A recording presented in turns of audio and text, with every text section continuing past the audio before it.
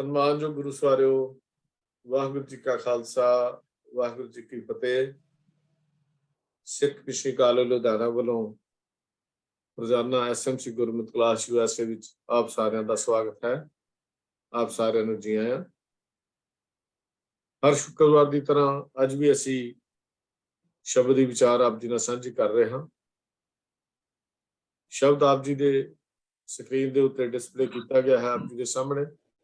ਸੰਤੋ ਮਨ ਭਵਨੈ ਸੁਖ ਬਣਿਆ, ਕਿਸ ਜੋਗ ਪ੍ਰਾਪਤ ਗਣਿਆ। ਰਹਾਓ।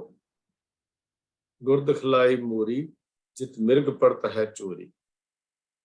ਕਿਹੜੇ ਦਰਵਾਜ਼ੇ, ਕਿਹੜਾ ਮਿਰਗ, ਕਿਹੜੀਆਂ ਮੋਰੀਆਂ, ਕਿਹੜੇ ਅਨਹਦ ਚ ਸ਼ਬਦ, ਕਿਹੜਾ ਕੁੰਭ ਭਰਿਆ, ਕਿਹੜਾ ਪਾਣੀ ਆਇਆ, ਕਿਹੜੇ ਘੜੇ ਭਰੇ ਗਏ। ਇਹ ਸਾਰਾ ਕੁਝ ਇਸ ਸ਼ਬਦ ਦੀ ਵਿਚਾਰ ਦੇ ਵਿੱਚ ਹੈ। ਇਹ ਵਿਚਾਰ ਸਾਡਾ ਸਾਂਝੀ ਕਰ ਰਿਹਾ ਵੀਰ ਮਨਮੋਹਨ ਸਿੰਘ ਜੀ ਪੁੰਛ ਤੋਂ, ਜੰਮੂ ਕਸ਼ਮੀਰ ਤੋਂ। ਬੇਨਤੀ ਕਰ ਰਿਹਾ ਹਾਂ ਵੀਰ ਜੀ ਮਨਮੋਹਨ ਸਿੰਘ ਜੀ, ਅੱਜ ਦੇ ਸ਼ਬਦ ਦੀ ਵਿਚਾਰ ਆਰੰਭ ਕਰੋ। ਸੰਤੋ ਮਨ ਭਵਨੈ ਸੁਖ ਬਣਿਆ, ਕਿਛ ਜੋਗ ਪ੍ਰਾਪਤ ਗਣਿਆ। ਵਾਹਿਗੁਰੂ ਜੀ ਕਾ ਖਾਲਸਾ, ਵਾਹਿਗੁਰੂ ਜੀ ਕੀ ਫਤਿਹ। ਏਕ ਓੰਕਾਰ ਸਤਨਾਮ ਕਰਤਾ ਪੁਰਖ ਨਿਰਭਉ ਨਿਰਵੈਰ ਅਕਾਲ ਮੂਰਤ ਅਜੂਨੀ ਸੈਭੰ ਗੁਰ ਪ੍ਰਸਾਦ। ਵਾਹਿਗੁਰੂ ਵਾਹਿਗੁਰੂ ਵਾਹਿਗੁਰੂ ਵਾਹਿਗੁਰੂ ਵਾਹਿਗੁਰੂ। ਸੋਰਠ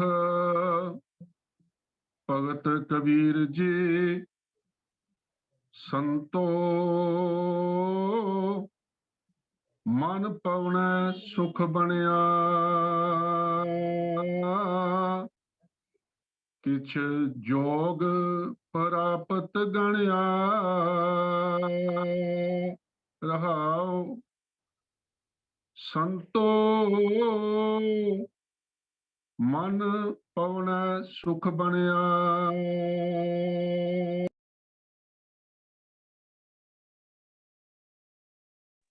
ਗਣਿਆ।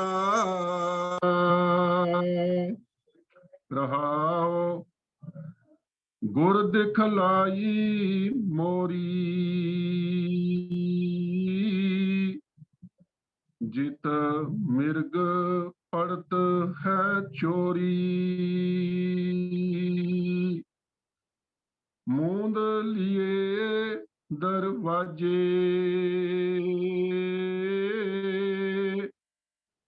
ਬਾਜੀ ਅਲੇ ਅਨਹਦ ਬਾਜੇ।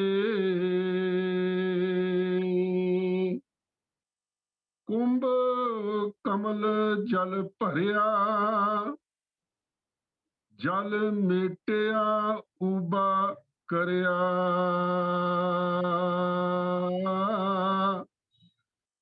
ਕਹੋ ਕਬੀਰ ਜਨ ਜਾਣਿਆ, ਜੋ ਜਾਣਿਆ ਤੋ ਮਨ ਮਾਨਿਆ। ਕੁੰਭ ਕਮਲ ਜਲ ਭਰਿਆ, ਜਲ ਮੇਟਿਆ ਉਬਾ ਕਰਿਆ। ਕਹੋ ਕਬੀਰ ਜਨ ਜਾਣਿਆ, ਜੋ ਜਾਣਿਆ ਤੋ ਮਨ ਮਾਨਿਆ। ਵਾਹਿਗੁਰੂ ਜੀ ਕਾ ਖਾਲਸਾ, ਵਾਹਿਗੁਰੂ ਜੀ ਕੀ ਫਤਿਹ। ਸਨਮਾਨਯੋਗ ਗੁਰੂ ਰੂਪ ਸਾਧ ਸੰਗਤ ਜੀਓ, ਸਾਰੇ ਹੀ ਵਡਭਾਗੀ ਜੀਵ ਹੋ ਜੋ ਇਸ ਰੋਜ਼ਾਨਾ ਦੀ ਕਲਾਸ ਦੇ ਵਿੱਚ, ਗੁਰਮਤਿ ਕਲਾਸ ਵਿੱਚ ਹਾਜ਼ਰੀ ਭਰ ਕੇ ਜੀਵਨ ਦਾ ਕੁਝ ਕੁ ਸਮਾਂ ਜੋ ਹੈ ਲਾਹੇ ਵਿੱਚ ਲਾ ਰਹੇ ਹੋ। ਗੁਰਮਤਿ ਦੀ ਵਿਚਾਰਧਾਰਾ, ਸ਼ਬਦ ਗੁਰਬਾਣੀ, ਗੁਰਮਤਿ ਦੇ ਸਿਧਾਂਤਾਂ ਦੇ ਨਾਲ ਜੁੜ ਕੇ ਜੋ ਹਰ ਰੋਜ਼ ਸਿੱਖ ਮਿਸ਼ਨਰੀ ਕਾਲਜ ਵੱਲੋਂ ਇਹ ਆਨਲਾਈਨ ਕਲਾਸ ਜੋ ਹੈ ਇਸ ਦਾ ਪ੍ਰਬੰਧ ਕੀਤਾ ਗਿਆ ਹੈ। ਘਰਾਂ ਵਿੱਚ ਹੀ ਬੈਠੇ ਹੋਏ ਅਸੀਂ ਗੁਰਮਤਿ ਦੀ ਸੋਝੀ ਜੋ ਹੈ ਇਸ ਕਲਾਸ ਰਾਹੀਂ ਪ੍ਰਾਪਤ ਕਰਨ ਦਾ ਯਤਨ ਕਰਦੇ ਹਾਂ। ਸੋ ਜੋ ਅੱਜ ਦੇ ਸ਼ਬਦ ਦੇ ਵਿਚਾਰ ਦੇ ਵਾਸਤੇ ਦਾਸ ਨੂੰ ਹੁਕਮ ਹੋਇਆ ਹੈ, ਸੋਰਠ ਰਾਗ ਦੇ ਅੰਦਰ ਭਗਤ ਕਬੀਰ ਜੀ ਦਾ ਸ਼ਬਦ ਧੰਨ ਧੰਨ ਸਾਹਿਬ ਸ੍ਰੀ ਗੁਰੂ ਗ੍ਰੰਥ ਸਾਹਿਬ ਜੀ ਦੇ ਪਾਵਨ ਪਵਿੱਤਰ ਪੰਨਾ 656 ਦੇ ਉੱਤੇ ਸੁਸ਼ੋਭਿਤ ਹੈ। ਸ਼ਬਦ ਦੇ ਅੰਦਰ ਭਗਤ ਜੀ ਨੇ ਮਨ ਦੀ ਜੋ ਅਵਸਥਾ ਹੈ ਉਸ ਨੂੰ ਬਿਆਨ ਕਰਨ ਦਾ ਯਤਨ ਕੀਤਾ ਹੈ ਕਿ ਕਿਵੇਂ ਜਦੋਂ ਮਨ ਪਲਟਾ ਮਾਰ ਜਾਵੇ, ਜੇ ਕਿਤੇ ਥਾਂ ਥਾਂ ਦੇ ਉੱਤੇ ਭਟਕਣ ਵਾਲਾ ਮਨ ਇੱਕ ਥਾਂ ਦੇ ਉੱਤੇ ਟਿਕ ਕੇ ਬਹਿ ਜਾਵੇ, ਕਾਬੂ 'ਚ ਆ ਜਾਵੇ, ਤਾਂ ਫਿਰ ਕੁਝ ਪ੍ਰਾਪਤੀ ਦੀ ਗਿਣਤੀ ਦੇ ਅੰਦਰ ਇਹ ਮਨ ਆ ਸਕਦਾ ਹੈ। ਅਸਲ ਵਿੱਚ ਜੀਵਨ ਦੇ ਅੰਦਰ ਜੋ ਵੀ ਖੇਡ ਹੈ ਉਹ ਸਾਰੀ ਮਨ ਦੀ ਹੈ ਅਤੇ ਗੁਰਮਤਿ ਦੇ ਅੰਦਰ ਸਤਿਗੁਰੂ ਪਾਤਸ਼ਾਹ ਜੀ ਨੇ ਮਨ ਨੂੰ ਹੀ ਸੰਬੋਧਨ ਕਰਕੇ ਮਨ ਨੂੰ ਹੀ ਕਾਬੂ ਕਰਨ ਦੀ ਗੱਲ ਜੋ ਹੈ ਉਹ ਬਾਰ-ਬਾਰ ਕੀਤੀ ਹੈ। ਜਦੋਂ ਅਸੀਂ ਮਨ ਦੀ ਗੱਲ ਕਰਦੇ ਹਾਂ ਤੇ ਫਿਰ ਸਤਿਗੁਰੂ ਪਾਤਸ਼ਾਹ ਬਾਣੀ ਦੇ ਅੰਦਰ ਬਖਸ਼ਿਸ਼ ਕਰਦੇ ਹਨ ਕਿ ਜੀਵਨ ਨੂੰ ਸਫਲ ਬਣਾਉਣ ਵਾਸਤੇ ਮਨ ਜੋ ਹੈ ਇਸ ਨੂੰ ਜਿੱਤਣਾ ਬਹੁਤ ਹੀ ਜ਼ਰੂਰੀ ਹੈ। ਮਨ ਨੂੰ ਕਾਬੂ ਵਿੱਚ ਕਰਨਾ ਮਨ ਦਾ ਜਿੱਤਣਾ, ਮਨ ਦੀ ਭਟਕਣਾ ਜੋ ਹੈ ਇਸ ਨੂੰ ਰੋਕਣਾ, ਇਹ ਮਨ ਨੂੰ ਜਿੱਤਣ ਦੇ ਬਰਾਬਰ ਹੈ। ਤੇ ਰੋਜ਼ ਬਾਣੀ ਦੇ ਅੰਦਰ ਪੜ੍ਹਦੇ ਹਾਂ, ਆਈ ਪੰਥੀ ਸਗਲ ਜਮਾਤੀ ਮਨ ਜੀਤੈ ਜਗ ਜੀਤ, ਕਿ ਜਦੋਂ ਮਨ ਨੂੰ ਜਿੱਤ ਲਿਆ ਗਿਆ ਸਮਝੋ ਕਿ ਸਾਰੇ ਜਗਤ ਨੂੰ ਜੋ ਹੈ ਉਹ ਜਿੱਤ ਲੈਂਦਾ ਹੈ। ਮਨੁੱਖ ਵਿਕਾਰਾਂ ਦੇ ਉੱਤੇ ਕਾਬੂ ਪਾ ਲੈਂਦਾ ਹੈ। ਧਰਮ ਜੋ ਹੈ ਉਸ ਨੂੰ ਆਪਣੇ ਜੀਵਨ ਚੋਂ ਬਾਹਰ ਕੱਢ ਕੇ ਧਰਮ ਜੋ ਹੈ ਉਸ ਨੂੰ ਪੂਰਨ ਤੌਰ ਦੇ ਉੱਤੇ ਜੀਵਨ ਦੇ ਅੰਦਰ ਜੋ ਹੈ ਪ੍ਰਵੇਸ਼ ਕਰ ਲੈਂਦਾ ਹੈ। ਜਿੱਤਣਾ ਮਨ ਨੂੰ ਹੀ ਹੈ, ਇਸ ਦਾ ਜਿੱਤਣਾ ਇਸ ਨੂੰ ਟਿਕਾ ਵਿੱਚ ਲਿਆਉਣਾ ਹੈ, ਇਸ ਨੂੰ ਕਾਬੂ ਕਰਨਾ ਹੈ। ਮਨ ਜੋ ਹੈ ਅਦ੍ਰਿਸ਼ਟ ਸ਼ਕਤੀ ਹੈ, ਸੰਕਲਪ ਹੈ, ਇਹਦੇ ਵਿੱਚ ਇੱਛਾ, ਦਵੈਸ਼, ਸੰਵੇਦਨਾ ਅਤੇ ਸਰੀਰ ਦੇ ਅੰਗ ਦੇ ਵਿੱਚੋਂ ਜੋ ਹੈ ਇਹਨਾਂ ਚੀਜ਼ਾਂ ਨੂੰ ਪ੍ਰਗਟ ਕਰਦਾ ਹੈ। ਹੁਣ ਅਸਲ ਦੇ ਵਿੱਚ ਇਹ ਮਨ ਜੋ ਹੈ ਇਹ ਕਾਬੂ ਵਿੱਚ ਨਹੀਂ ਆਉਂਦਾ ਅਤੇ ਜਦੋਂ ਅਸੀਂ ਵਿਦਵਾਨਾਂ ਨੂੰ ਪੜ੍ਹਦੇ ਹਾਂ ਜਾਂ ਗੁਰਮਤਿ ਦੇ ਫਲਸਫੇ ਨੂੰ ਪੜ੍ਹਦੇ ਹਾਂ, ਮਨ ਦਾ ਜੋ ਸਰੀਰ ਦੇ ਨਾਲ ਸੰਬੰਧ ਹੈ ਇਹ ਪੰਜ ਭੌਤਿਕ ਤੱਤਾਂ ਕਰਕੇ ਹੈ। ਇਹ ਮਨ ਪੰਜ ਤੱਤ ਤੇ ਜਨਮਾ। ਸਤਿਗੁਰੂ ਕਹਿੰਦੇ ਭਈ ਇਹ ਪੰਜਾਂ ਤੱਤਾਂ ਦੇ ਕਾਰਨ ਹੈ। ਫਿਰ ਸਤਿਗੁਰੂ ਕਹਿੰਦੇ ਮਨ ਦੇ ਰੋਗਾਂ ਚੋਂ ਕਾਮ, ਕ੍ਰੋਧ, ਲੋਭ, ਮੋਹ, ਅਹੰਕਾਰ ਜੋ ਨੇ ਇਹ ਸਾਰੇ ਜੋ ਨੇ ਇਹ ਪ੍ਰਬਲ ਰੋਗ ਨੇ, ਇਹ ਬੜੇ ਤਾਕਤਵਰ ਰੋਗ ਨੇ। ਤੇ ਪੰਜ ਵਿਕਾਰ ਮਨ ਮੈਂ ਬਸੇ ਰਾਚੇ ਮਾਇਆ ਸੰਗ, ਇਹ ਜਿਹੜੇ ਨੇ ਵਿਕਾਰ ਇਹ ਮਨ ਦੇ ਵਿੱਚ ਵਸਦੇ ਨੇ। ਹੁਣ ਮਨ ਜੋ ਹੈ ਇਹ ਵਿਕਾਰਾਂ ਨੂੰ ਆਪ ਨਹੀਂ ਭੋਗਦਾ, ਮਨ ਜੋ ਹੈ ਇਹ ਵਿਕਾਰਾਂ ਨੂੰ ਆਪ ਨਹੀਂ ਭੋਗਦਾ, ਪਰ ਮਨ ਇੰਦਰੀਆਂ ਨੂੰ ਭੋਗਣ ਲਈ ਉਕਸਾਉਂਦਾ ਹੈ। ਜਿਹੜੇ ਇੰਦਰੀਆਂ ਨੇ ਇਹਨਾਂ ਨੂੰ ਮਨ ਜੋ ਹੈ ਇਹ ਭੋਗਣ ਦੇ ਲਈ ਉਕਸਾਉਂਦਾ ਹੈ। ਤੇ ਜੋ ਜੀਵਨ ਦੇ ਅੰਦਰ ਅਸੀਂ ਇੰਦਰੀਆਂ ਨੂੰ ਦੇਖਦੇ ਹਾਂ ਉਹਦੇ ਵਿੱਚ ਪਹਿਲਾਂ ਤਾਂ ਕਰਮ ਇੰਦਰੀਆਂ ਨੇ, ਹੱਥ, ਪੈਰ, ਮੂੰਹ, ਲਿੰਗ ਤੇ ਗੁਦਾ। ਫਿਰ ਜਦੋਂ ਗਿਆਨ ਇੰਦਰੀਆਂ ਦੀ ਗੱਲ ਆਉਂਦੀ ਹੈ ਇਹਦੇ ਵਿੱਚ ਅੱਖਾਂ ਨੇ, ਜੀਭ, ਨੱਕ, ਕੰਨ ਅਤੇ ਚਮੜੀ, ਰੂਪ, ਰਸ, ਗੰਧ, ਸ਼ਬਦ, ਸਪਰਸ਼, ਇਸ ਦਾ ਗਿਆਨ, ਇਸ ਨੂੰ ਅਨੁਭਵ ਜੋ ਨੇ ਇਹ ਇੰਦਰੀਆਂ ਕਰਦੀਆਂ ਨੇ। ਹੁਣ ਮਨ ਜੋ ਹੈ ਇਹਨਾਂ ਇੰਦਰੀਆਂ ਨੂੰ ਉਕਸਾਉਂਦਾ ਹੈ, ਇਹਨਾਂ ਨੂੰ ਵਿਕਾਰਾਂ ਵਾਲੇ ਪਾਸੇ ਪ੍ਰੇਰਿਤ ਕਰਦਾ ਹੈ ਤੇ ਮਨੁੱਖ ਦੇ ਜੀਵਨ ਦੇ ਅੰਦਰ ਜੋ ਵਿਕਾਰ ਨੇ ਉਹ ਪ੍ਰਬਲ ਹੋ ਜਾਂਦੇ ਨੇ। ਮਨੁੱਖ ਦਾ ਜੀਵਨ ਧਰਮ ਵਾਲੇ ਪਾਸਿਓਂ ਹਟ ਕੇ ਅਧਰਮ ਵਾਲੇ ਪਾਸੇ ਹੋ ਜਾਂਦਾ ਹੈ। ਸਤਿਗੁਰੂ ਪਾਤਸ਼ਾਹ ਦੀ ਬਾਣੀ ਦੇ ਅੰਦਰ ਇਸ ਸ਼ਬਦ ਦੇ ਅੰਦਰ ਭਗਤ ਜੀ ਜਿੱਤੇ ਹੋਏ ਮਨ ਦੀ ਗੱਲ ਕਰਦੇ ਹਨ ਕਿ ਜਦੋਂ ਮਨ ਜਿੱਤ ਗਿਆ, ਇਸ ਸ਼ਬਦ ਦੀ ਪਹਿਲੀ ਪੰਕਤੀ ਦੇ ਅੰਦਰ ਭਗਤ ਜੀ ਨੇ ਸੰਤੋ ਮਨ ਪਵਨੈ ਸੁਖ ਬਣਿਆ ਕਿਛ ਜੋਗ ਪ੍ਰਾਪਤ ਗਣਿਆ, ਰਹਾਉ ਦੀ ਪੰਕਤੀ ਵੀ ਹੈ। ਭਗਤ ਜੀ ਕਹਿੰਦੇ ਨੇ ਭਈ ਇਹ ਸੰਤ ਜਨੋ, ਮਨ ਜਿਹੜਾ ਪੌਣ ਵਰਗਾ ਜਿਹੜਾ ਚੰਚਲ ਮਨ ਹੈ, ਇਹ ਪੌਣ ਵਰਗੇ ਮਨ ਜੋ ਹੈ, ਇਸ ਮਨ ਨੂੰ ਪੌਣ ਹਵਾ ਵਰਗਾ ਚੰਚਲ ਜੋ ਮਨ ਹੈ ਇਹ ਕਦੀ ਇੱਕ ਥਾਂ ਦੇ ਉੱਤੇ ਟਿਕਦਾ ਨਹੀਂ। ਮਨ ਪੌਣਾ ਤੋਂ ਭਾਵ ਮਨ ਪੌਣ ਵਰਗਾ, ਹਵਾ ਵਰਗਾ ਚੰਚਲ ਹੈ, ਇੱਕ ਥਾਂ ਦੇ ਉੱਤੇ ਟਿਕਦਾ ਨਹੀਂ। ਤੇ ਫਿਰ ਸੁਖ ਬਣਿਆ ਤੋਂ ਭਾਵ ਹੁਣ ਸੁਖ ਜੋ ਹੈ ਇਸ ਨੂੰ ਮਿਲ ਗਿਆ, ਜਿਸ ਕਾਰਨ ਥੋੜਾ ਬਹੁਤ ਇਹ ਕੁਝ ਪ੍ਰਾਪਤ ਕਰਨ, ਕੁਝ ਹਾਸਲ ਕਰਨ ਦੇ ਯੋਗ ਹੋ ਗਿਆ, ਗਿਣਤੀ ਵਿੱਚ ਆ ਗਿਆ ਕਿ ਭਈ ਇਹ ਵੀ ਕੁਝ ਹਾਸਲ ਕਰ ਸਕਦਾ ਹੈ। ਇਹ ਮਨ ਹੁਣ ਪ੍ਰਾਪਤ ਕਰਨ ਯੋਗ, ਪ੍ਰਭੂ ਦੇ ਮਿਲਾਪ ਹਾਸਲ ਕਰਨ ਯੋਗ ਜੋ ਹੈ ਇਹ ਗਿਣਿਆ ਜਾ ਸਕਦਾ। ਹੁਣ ਇੱਥੇ ਭਗਤ ਜੀ ਨੇ ਮਨ ਨੂੰ ਪਵਨ ਦੇ ਨਾਲ ਜਦੋਂ ਸੰਬੋਧਨ ਕੀਤਾ, ਪਵਨ ਦੇ ਰੂਪ ਵਿੱਚ, ਤੇ ਪਵਨ ਜੋ ਹਵਾ ਹੈ ਉਸ ਦਾ ਇੱਕ ਸੁਭਾਅ ਹੈ। ਜਦੋਂ ਅਸੀਂ ਪਵਨ ਨੂੰ, ਹਵਾ ਨੂੰ ਦੇਖਦੇ ਹਾਂ, ਉਹ ਰੁਕਦੀ ਨਹੀਂ, ਉਹ ਟਿਕਦੀ ਨਹੀਂ, ਉਹ ਜੋ ਹੈ ਟਿਕ ਨਹੀਂ ਸਕਦੀ ਹਵਾ, ਕਦੀ ਇੱਧਰ ਕਦੀ ਉੱਧਰ ਝੂਲ ਰਹੀ ਹੈ, ਚੱਲ ਰਹੀ ਹੈ। ਥੋੜਾ ਜਿਹਾ ਜੇ ਕਿਤੇ ਦੂਜੇ ਪਾਸੇ ਅਸੀਂ ਆਈਏ, ਜਦੋਂ ਅਸੀਂ ਹਵਾ ਦੀ ਕਰੈਕਟਰਿਸਟਿਕਸ ਬੱਚਿਆਂ ਨੂੰ ਪੜ੍ਹਾਉਂਦੇ ਹਾਂ ਤੇ ਅਸੀਂ ਇਹ ਗੱਲ ਬੱਚਿਆਂ ਨੂੰ ਦੱਸਦੇ ਹਾਂ ਕਿ ਇਸ ਦੇ ਵਿੱਚ ਜੋ ਇਸ ਦੇ ਐਟਮਸ ਨੇ ਇਹ ਬੜੇ ਲੂਜ਼ਲੀ ਪੈਕਡ ਹੁੰਦੇ ਨੇ। ਸਾਲਿਡ, ਲਿਕੁਇਡ ਤੇ ਗੈਸਿਸ ਨੂੰ ਜਦੋਂ ਪੜ੍ਹਾਉਂਦੇ ਹਾਂ ਤੇ ਉਸ ਵੇਲੇ ਅਸੀਂ ਕਹਿੰਦੇ ਇਸ ਦੇ ਜਿਹੜੇ ਕਾਂਸਟੀਚੂਐਂਟ ਜਿਨ੍ਹਾਂ ਐਟਮਸ ਦੇ ਨਾਲ ਇਹ ਬਣਦੀ ਹੈ ਹਵਾ, ਇਹ ਬੜੇ ਲੂਜ਼ਲੀ ਪੈਕ ਨੇ। ਇਹਨਾਂ ਦੇ ਵਿੱਚ ਅੰਦਰ ਦੇ ਵਿੱਚ ਜੋ ਮਾਲੀਕੂਲਰ ਫੋਰਸਿਸ ਨੇ, ਜੋ ਐਟੋਮਿਕ ਫੋਰਸਿਸ ਨੇ, ਜੋ ਇੱਕ ਦੂਜੇ ਨੂੰ ਖਿੱਚ ਕੇ ਰੱਖਦੀਆਂ ਨੇ, ਉਹ ਬੜੀਆਂ ਕਮਜ਼ੋਰ ਹੁੰਦੀਆਂ ਨੇ। ਇਸੇ ਕਰਕੇ ਕਿਸੇ ਇੱਕ ਕੋਨੇ ਦੇ ਵਿੱਚ ਧੂਫ ਦੀ ਬੱਤੀ ਨੂੰ ਜਗਾਈਏ, ਇੱਕਦਮ ਦੂਜੇ ਕੋਨੇ ਤੱਕ ਖੁਸ਼ਬੂ ਪਹੁੰਚ ਜਾਂਦੀ। ਕਿਸੇ ਇੱਕ ਪਾਸੇ ਹਵਾ ਦੇ ਵਿੱਚ ਖੁਸ਼ਬੂ ਛੱਡੀ ਜਾਏ, ਇੱਕਦਮ ਦੂਜੇ ਪਾਸੇ ਚਲੀ ਜਾਂਦੀ, ਕਿਉਂਕਿ ਇਹਨਾਂ ਦੇ ਵਿੱਚ ਆਪਸ ਵਿੱਚ ਇੱਕ ਦੂਜੇ ਐਟਮ ਨੂੰ ਪਕੜ ਕੇ ਜਕੜਨ ਦੀ ਜੋ ਸ਼ਕਤੀ ਹੈ ਬੜੀ ਕਮਜ਼ੋਰ ਹੁੰਦੀ ਹੈ, ਬਨਿਸਬਤ ਠੋਸ ਦੇ ਤੇ ਮਾਦਾ ਦੇ, ਸਾਲਿਡ ਦੇ ਤੇ ਲਿਕੁਇਡ ਦੇ। ਤੇ ਇਹਦਾ ਇੱਕ ਹੋਰ ਵੀ ਗੁਣ ਅਸੀਂ ਪੜ੍ਹਾਉਂਦੇ ਹਾਂ, ਬਈ ਜਿਸ ਵੀ ਭਾਂਡੇ ਦੇ ਅੰਦਰ ਹਵਾ ਨੂੰ ਰੱਖਿਆ ਜਾਵੇ, ਇਹ ਉਸ ਭਾਂਡੇ ਦੇ ਜਿਹੜੀ ਸਰਫੇਸ ਆ ਉਹਦੇ ਉੱਤੇ ਬਰਾਬਰ ਪ੍ਰੈਸ਼ਰ ਲਾਉਂਦੀ ਹੈ ਨੱਠਣ ਵਾਸਤੇ, ਬਾਹਰ ਨੂੰ ਨਿਕਲਣ ਵਾਸਤੇ। ਜੇ ਹਵਾ ਨੂੰ ਕਿਸੇ ਚੀਜ਼ ਵਿੱਚ ਬੰਦ ਕੀਤਾ ਜਾਵੇ, ਕਿਸੇ ਟਿਊਬ 'ਚ ਕਰ ਲਈਏ, ਕਿਸੇ ਬੈਲੂਨ 'ਚ ਬੰਦ ਕਰ ਲਈਏ, ਕਿਤੇ ਵੀ ਕਰੀਏ, ਥੋੜੀ ਜਿਹੀ ਇਹਨੂੰ ਥਾਂ ਲੱਭਣੀ ਚਾਹੀਦੀ ਹੈ ਨਿਕਲਣ ਦੀ। ਇੱਕਦਮ ਜੋ ਹੈ ਇਹ ਸਾਰੀ ਦੀ ਸਾਰੀ ਉਹਦੇ ਵਿੱਚੋਂ ਬਾਹਰ ਨਿਕਲ ਜਾਂਦੀ, ਭਾਵ ਇਹ ਟਿਕ ਕੇ ਨਹੀਂ ਬਹਿ ਸਕਦੀ। ਇਹਦਾ ਸੁਭਾਅ ਹੈ, ਇੱਕਦਮ ਖਿਲਾਰਾ ਪਾ ਜਾਂਦੀ ਹੈ। ਸਤਿਗੁਰੂ ਕਹਿੰਦੇ ਨੇ ਮਨ ਜੋ ਹੈ ਨਾ, ਇਹ ਪਵਨ ਦੀ ਨਿਆਈ ਹੈ, ਇਹ ਪਵਨ ਦੀ ਨਿਆਈ ਹੈ, ਤੇ ਇਸ ਨੂੰ ਵੀ ਕਾਬੂ ਕਰਨਾ ਬੜਾ ਮੁਸ਼ਕਲ ਹੈ। ਬਿਲਕੁਲ ਉਸ ਹਵਾ ਦੀ ਤਰ੍ਹਾਂ, ਟਾਇਰ ਬਰਸਟ ਹੋ ਗਿਆ, ਇੱਕਦਮ ਸਾਰੀ ਹਵਾ ਨਿਕਲ ਜਾਏਗੀ, ਸਾਰੀ ਹਵਾ ਖਿਲਰ ਜਾਏਗੀ।